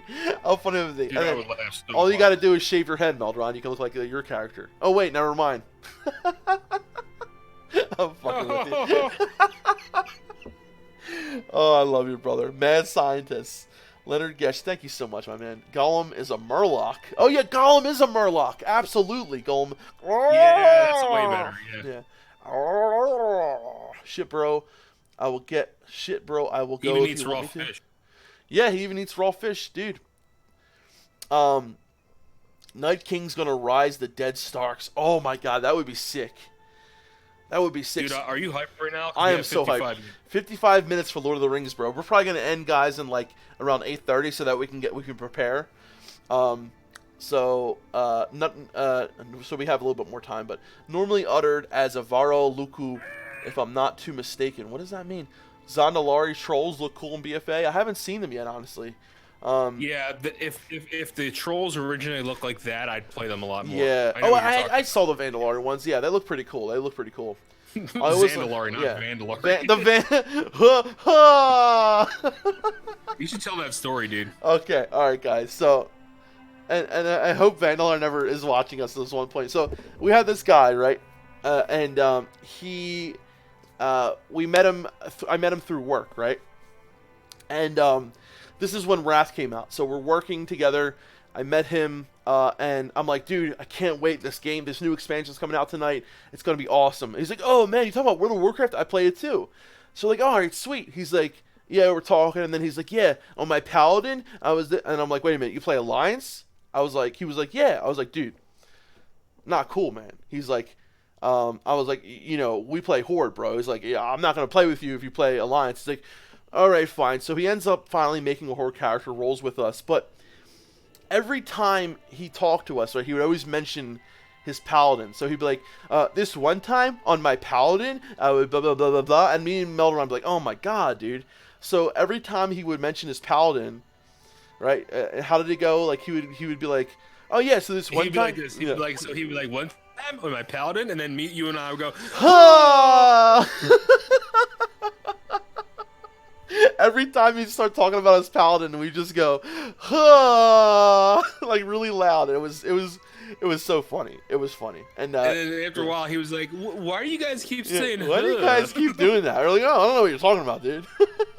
Great guy, though, Vandalar. He was there for us when we downed KT, remember? Yep. Yeah, he was there on his Waffle remember Storm. Remember how he got his gold over to his DK? Oh yeah, I did the neutral auction house thing, right? Yeah. Yeah. That was funny, man. Good old times. Dude. Yeah. He finally caught on. He finally caught on. Yeah. We had some good times back in the day. Good times. And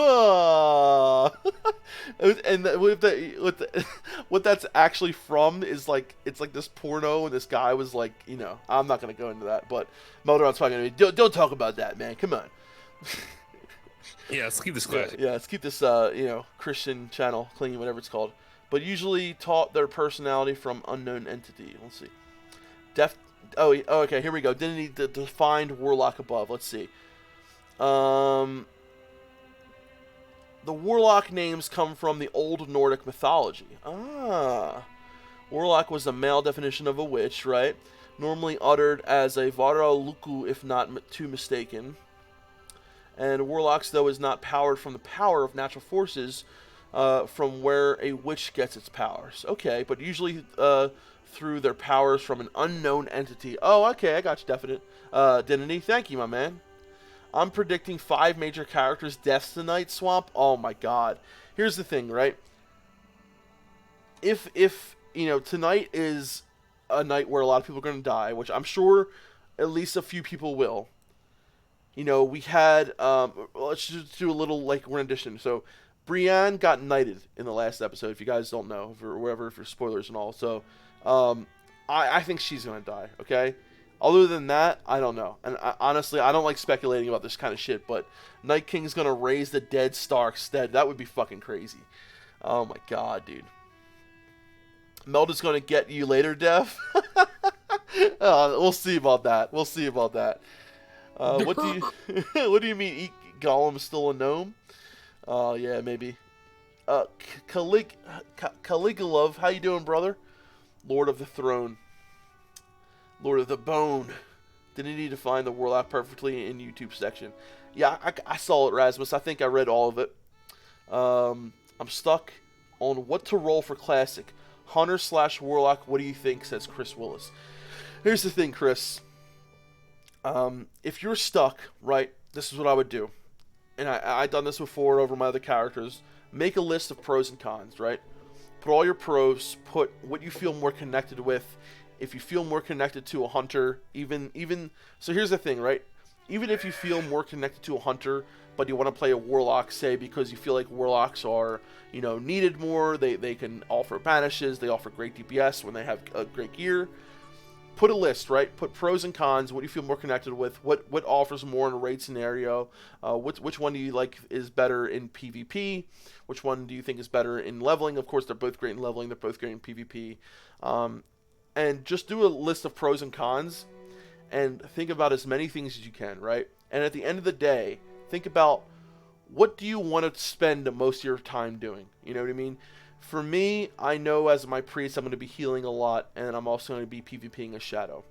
I'm going to be using him to farm, and I know that he's going to be my most played character because I love healing, and I love the healing style as a priest. So remember this, making a character in Classic is a very long-term commitment, right? Of course, you can roll a new class, you can do this, but when you have that time invested in the character, you don't want to, make it and then have to switch into another main or whatever. Of course, making alts are great, but I always say this, man, play what you feel most connected with and what you have the most fun doing. If people are going to need you as a tank, but you don't really want to play a tank, don't fucking play a tank, man. Yeah, it might benefit other people, but play what you want to play. At the end of the day, this is you playing this game. This is Classic WoW. This is the fucking thing we've been waiting for the most. Play what calls to you the most. If you want to be a fucking Shakadin, or if you want to be a spell damage paladin, fucking be a spell damage paladin and be the best spell damage paladin you can. Make your dreams. Don't let your dreams be dreams. Right? What did he say? Don't let your dreams be dreams. Yeah. What are you talking about? I have no idea. I have no fucking clue. Jim Carrey is a warlock? What? I don't know what the fuck is talking about. I have to peace, says Connor Kenny. Keep the hype alive. Cheers, everyone. Connor, we will keep the hype alive, brother. We're going to be streaming again tomorrow. Well, I will. I'll be here. Tomorrow. So we're going to keep that hype alive, baby. Tormund, stop talking about all the people who are going to die. I don't want to hear it. I'm going to wait and see it. Hello, Viv. How you doing, brother? Viv, great to see you. Viv, is Al's buddy. He was on Countdown Classic as well, Melderon. You know who Viv is, right? Viver for the win? Yes, I do. I was a priest in retail vanilla, says Caligula. I like the name Caligula, like Caligula, but like Caligula. I love that. It's really cool. I know I won't recreate those memories, so I'm making new ones. You know what? Hell yeah, brother. Gonna be making new memories, hopefully with each other. Dude, have we decided yet, Melderon? Are you actually gonna, try to level with me, or do you think it's gonna be not enough time? I'm gonna try. If I'm working full time, it's gonna be really hard. Okay, so you're not gonna be able to take off, because once we get in the release date, dude, I'm taking off 2 weeks. No, I'll be starting. It depends. If I get that job working at home, it'll be a lot easier. True. Very true. So yeah, guys, Melderon and I, thanks to your amazing donations, thanks to your amazing support, Plus, Melderon's going to be getting another job with me working part-time as well and doing the streaming. We're going to be able to get our own place, have our own fucking internet, be able to stream and do whatever we want to do. I'm going to be streaming, playing WoW as much as I fucking want. I can't fucking wait, boys. Wow. It's going to be amazing. So much room for activity. It's going to be great. We're going to be playing with Cargos. We're going to be in the guild with Egregious and Navik. I was talking to Hypnotic Buds last night. He's in the guild as well. Who's this Jedi? Caligula has subscribed with Twitch Prime. Thank you so much, Caligula.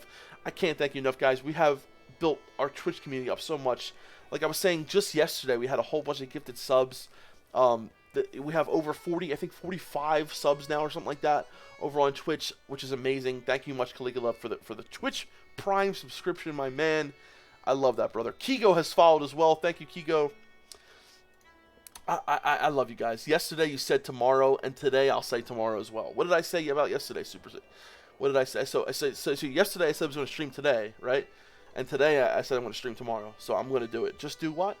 I don't feel like they ended. I don't know what people were talking about. I want to be the Chad Nell priest that doesn't bring anything to the raid. Call fear word. Sting. What class do you need / more less of?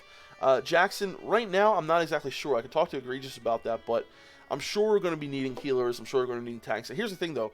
Melderon's going to be a healer at endgame. I'm going to be a healer, but we're going to be in different guilds, right? What are you talking about? I'm trying with tanking all the way up to next. Oh, get the hell out of here.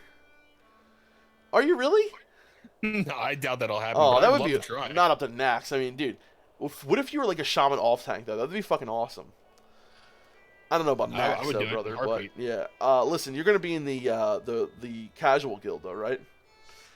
Yeah, of course. Yeah, I'm going hardcore, brother. Going hardcore. Yeah, you say that. You say that now. Okay. What, you don't think I can do it? Listen, when Egregious said the hardcore thing, raiding 4 or 5 nights a week, that doesn't happen until Nax. Okay? Once, phase 1, we're all going to be doing MC and Ani. So, that's 3 days max. If we need it, slingshot feet. I'm taking 1 week off, says Caligula. Yeah, 2 Chains is a shaman. Why is 2 Chains a shaman? I don't get that. If you guys need any help moving, let me know. I am free. What is a 2 Chain?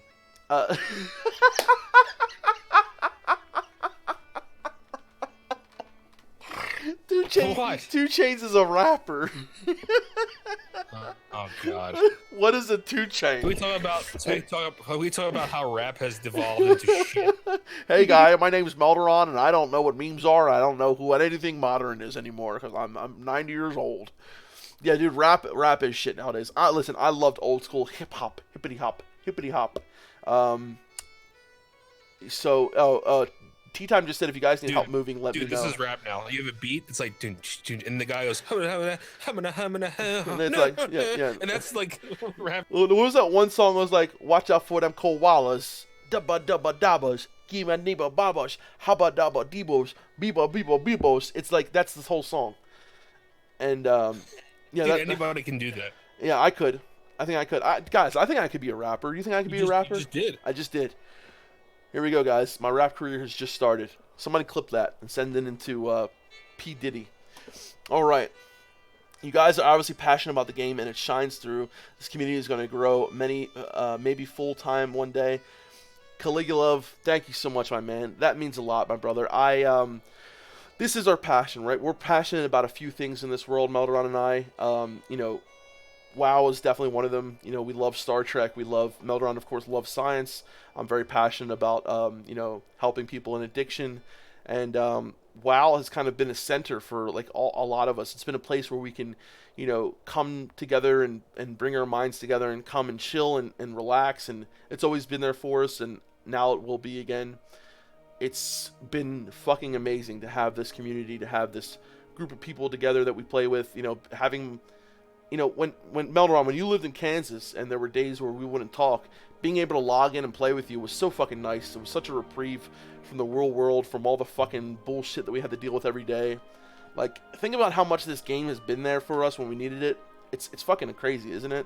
How much we've learned from this. I've learned so much from this fucking game, dude. So much. And, it's true. Dignity says, thanks. Y'all so happy for the streaming this often now. I'm going to listen to some Aerosmith now. Defcamp, Melderon, smokes in the air. You guys, puff cigar. Hell yeah, Dignity, my man. You have a good time listening to some Aerosmith, brother. Dream on. Did you wash your ear today, sir? Riz, I washed my ears last night. Riz always asking about my ears. I appreciate you asking about my ears. My grandmama always told me to wash behind my ears, guys. You know, especially with these headphones, it can be very stinky. Big brother, I want you to give me a big... What the fuck is that? Okay, yeah, I'm gonna... That's not... Here we go. Let's... What happened? No, someone's just talking about some penis stuff, so... Alright. That's weird. Yeah, Chain Lightning and Chain Heal. You should tell the story about what happened at dinner tonight. What happened at dinner tonight? Oh, you tell them. It's not... Listen, I'm skeevy. I'm skeevy. Yeah, go ahead. Tell them. And I was putting like grated cheese on my pasta, and like big clump fell out, like huge, like a snowball-sized clump of cheese fell out. My mom's like, "Oh God, Jesus Christ!" And she's like, she picks it up with her hand, crushes it all over Matt's pasta, and like spread cheese all over his pasta, right? With her hands. So Defcamp freaked out. Like he like stomped his feet and everything. He's like, "Mom, did you really just do that? Did you really just do that?" So then he had to like get another thing of pasta because my mom touched his cheese. I don't like people touching my food. I don't like people drinking out of the same straw as me. I skeeve that shit. And it's not so much like, oh, I'm gonna get sick. It's just that it just grosses me out. Just like bugs, just like, you know, all that kind of stuff. I don't like it. 2 Chain is a milkshake from now on. It was pretty funny though. It was pretty funny. Oh my God. All right. What? 2 Chain is a milkshake now, apparently. I thought we were talking about Chain Lightning. Yeah, I was reading the chat. Chain Lightning. Ireland says, think we'll see some more shamans and druids this time. Melderon definitely helped demystify shamans, totems, and a lot more love for druids. Araleth, hell yeah, brother. You know what? Melderon actually demystified the shamans, totems for me. One of the main reasons I didn't play shamans was because of totems. I looked at them as like a extra baggage or something about just added shit that I didn't need. And he told me to look at them as spells and not totems, and to think of them like this, you know? You can only use one of those spells at a time of a certain school and this, that, and the other, and it really helped me get over my fear of like being a shaman and using the totems correctly. So yeah, big ups to Melderon with that. Definitely demystified that and helped. I think a lot of people want to you know, play shamans and realize their full capacity as well. Of the pure DPS. Oh yeah, that was my goal. So. Yeah, you did a great job at it, man. So Patrick asks, of the pure DPS classes, which one will be played the least? Now, part of me wants to say Hunter, but then you think about how many Hunters are leveling. But so many Hunters level, though, right? So you think about like how many Hunters. Are we talking about an endgame? Or are we talking about like? Well, he just says how many of the pure DPS classes, which one will be played the least? Played the least. So all in all. So this is what I think, right? I think we're gonna see a lot of Hunters leveling. Exactly. That's exactly what I'm thinking. We're gonna see a lot of Hunters leveling, a lot of new players playing Hunters. But when it comes to endgame, you're gonna be seeing much less of them.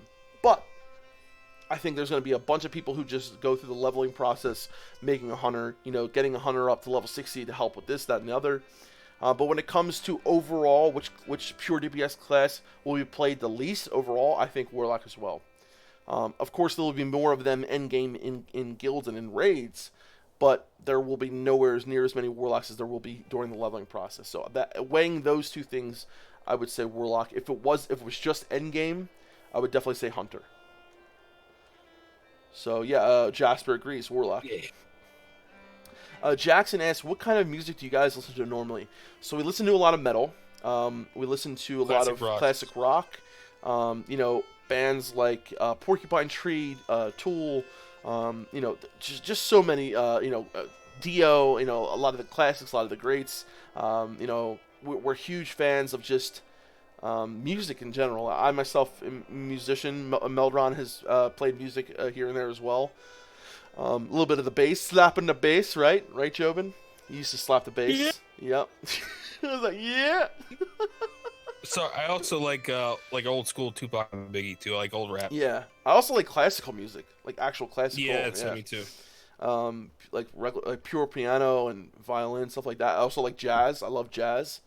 I just love music. I actually just love fucking music. And Rush, like I said, other cool bands like Opeth and stuff like that. So yeah, I like a lot of music, man. A lot of metal, just fucking love music. I do. Orc Rogue Dual Fell Strikers, dude, that sounds fucking awesome. Ben Spot says, can't wait for you guys to die to my gnome lock, bro, so I can say big damage comes out snow packs. Ben, I want you to fucking try, brother. I'm gonna say, come out, meet me on the field. I will destroy you with my Shadow Priest, dude. It's on, baby. It's on like Donkey Kong. Right there with you. Can't handle anyone going near. Lightning bolt combo hits you, you're gonna be like, what the hell was that? Was that busted just Yeah, hit? exactly, right? What was that busted just hit me? Dude, Arleth said the same. Can't handle anyone going near my food. Gross. Thank you, Arleth. Right there with you. See, everyone agrees with me. Everyone agrees. Totems in WSG back in the day were motherfucker. Dude, here's the other thing about totems that does get on my nerves once in a while is like, you're in a raid, right, and you drop a totem and you forget about it, and then there's a pat, and you just wipe your entire raid because they pulled something, and then now this group from behind. I've never done anything like that. Oh yeah, you never done anything like that, Martin Melderon, right? Never happened, huh? You sure about that? Dude, he does that shit all the fucking time, and you know what? Every fucking shaman has at some point. Every shaman has. I was surprised about his weapon enhance in the 1 hour guild. Props, Melderon. Hell yeah, brother. Don't ever eat out then. No, Full Metal, here's the thing. If I don't see it, then it didn't happen, right? If I don't see someone finger fucking my food, then it didn't happen. So, Ben Spot says, I'm extremely particular about my food as well. Yes, I am as well. Classic rock. Lady Gaga for the win. No, God. Rainbow in the Dark. Rainbow in the Dark! I'll say this about Lady Gaga. I'm not really into pop music, but she is one talented woman, dude. Oh, yeah? Have you ever heard her sing before? Yeah, I think so. Lady Gaga? Yeah. Yeah. See Lady Gaga. Yeah. She's the one who goes, my pucker face. I'm talking about like, you see the who's in with that dude? I'll show you mine if you show me yours. That song, right? That's her? No. Yeah, but I'm talking about when she actually sings. Isn't that actually singing? I don't think so, no. All right, hold on. Let me say, have you ever listened to Rammstein?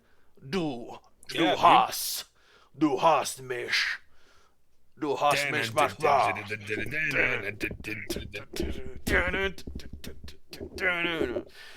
Oh, dude, I'm fucking hyped about Game of Thrones in a half hour. Well, guys, we're gonna go for 5 more minutes, and then I'm gonna catch up in the chat, and then we're gonna head out for the night.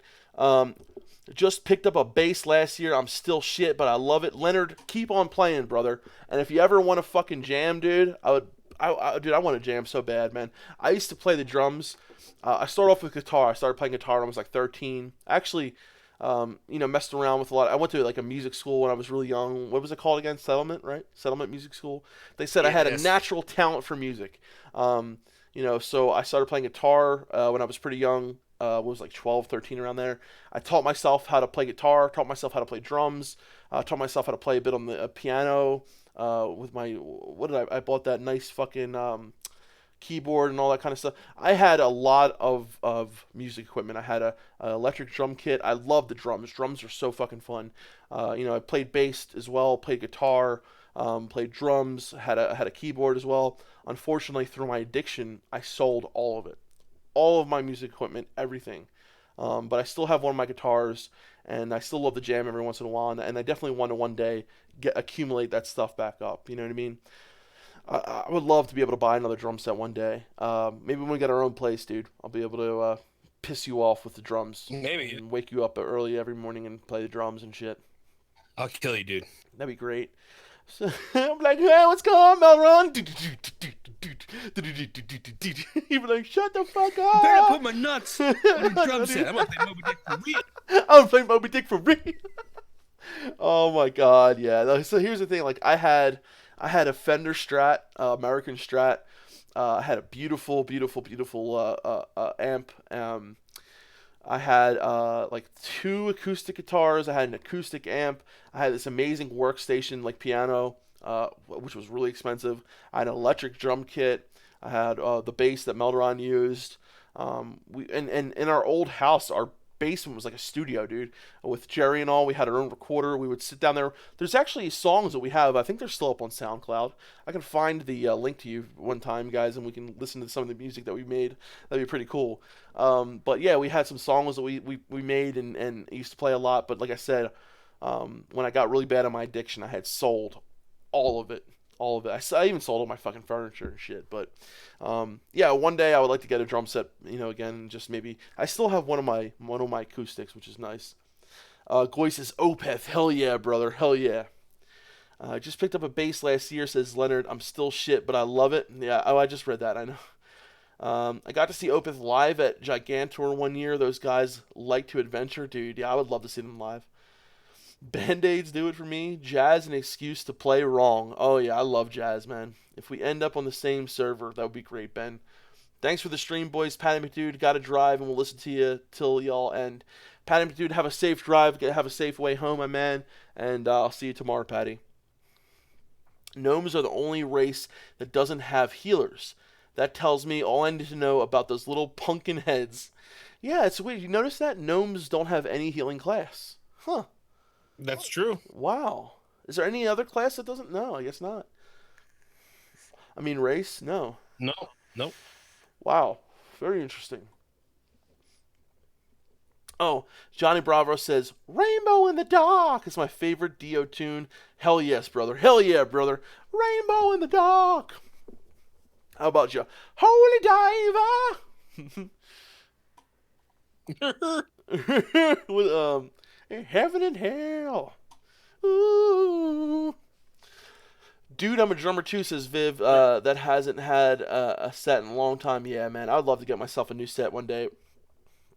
Murder confession caught on stream. Wait, did I say I'm going to kill somebody? Oh, you said you're going to kill me if I get a drum set, right? Yeah. Yeah. Well, I'll get an electric set. How about that, dude? I'll get an electric set. Also play guitar, and that's the only instrument I own too. Yeah, Viv. I mean, my guitar's downstairs right now, but maybe one of these days we'll do a little... You realize that the electric kit, I still hear you hitting the damn pads, right? Yeah, it'd be great, because all you hear is like... all you hear is like... And you have your headphones on, you're like, oh, it sounds so good, and then all I hear is click, clonk. But at least that's all you hear, and you don't hear the actual like.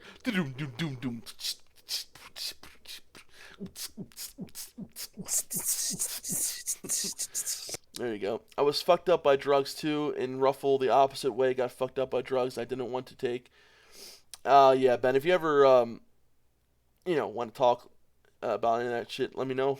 Gnomes are the only race that doesn't deserve rights, except priests. Ain't there gnome priests? No, at least not in vanilla. Holy not in vanilla, no. Not in vanilla, no, absolutely. No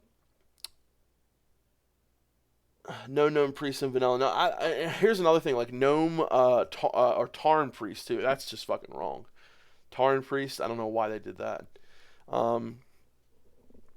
Big Worm says, I used to mix records back in the day. Hell yeah, Big Worm. Put the R in retail. He puts the puts the re in retail. There you go. That puts the re in retail. Should I roll Undead Mage? Zlian, if you want to, my man, just listen. This is what I'm going to say. When people ask me, should I roll this, should I roll that? I'm always going to give the same answer. It's going to be, do what you want to do, my man. Like, if you want to play Undead, play Undead. If you want to play a Troll, play a Troll. If you want to play a Gnome Mage, play a Gnome Mage. Actually, don't play a Gnome Mage. No, I'm kidding. Play whatever you want. And yes, certain abilities, certain racials are really good. But when it comes down to the end of the day, what you enjoy playing the most should be what you enjoy, what you want to do, right? If you're looking to min-max and this, that, and the other, like, that's what makes your fun, then okay, then do that. But if you want to look at this character for a long time and see something that you like, pick that. That will always be my advice to you, is pick what you want to play. Right, brother? What do you say to that? Brother? I think he died. Sorry, I was looking on my phone or something, and I was trying to get back to Discord. What? What would you say to that? If someone asks, like, should I play undead? Or I always say, Just play what you want to play. Exactly. Because no one else is going to give a shit. Like, just play what you want to play. yep. But Johnny Bravo does say you should play troll because there will be so many undead mages. I'm rolling Nelf Druid. Hey. Going to Nomio. What? It's good. We got to get ready. All right, guys. All right. Game of Thrones is starting soon. So here's the thing, brothers. No, Ben, for the Horde. For the Horde. Here's the thing, guys. Okay, I'm gonna be back tomorrow. I don't know what time I'm gonna stream. I might stream a little bit earlier than I usually do. Disgusting. Ben Spot says, Leonard. Yeah, you tell him, Leonard. But for tonight, guys, let's enjoy. Anybody who's gonna watch Game of Thrones, let's enjoy it. Let's watch it. Let's have some fun. We can talk about it tomorrow. And yeah, Melderon, thank you for coming and chatting with us, and had a good time. Guys. All right, brothers. Lotaro Gar, dream well tonight. Have a good night, guys. Keep on key binding and grinding, and I'll see you tomorrow. Oh yeah. Bye, everybody. Bye bye.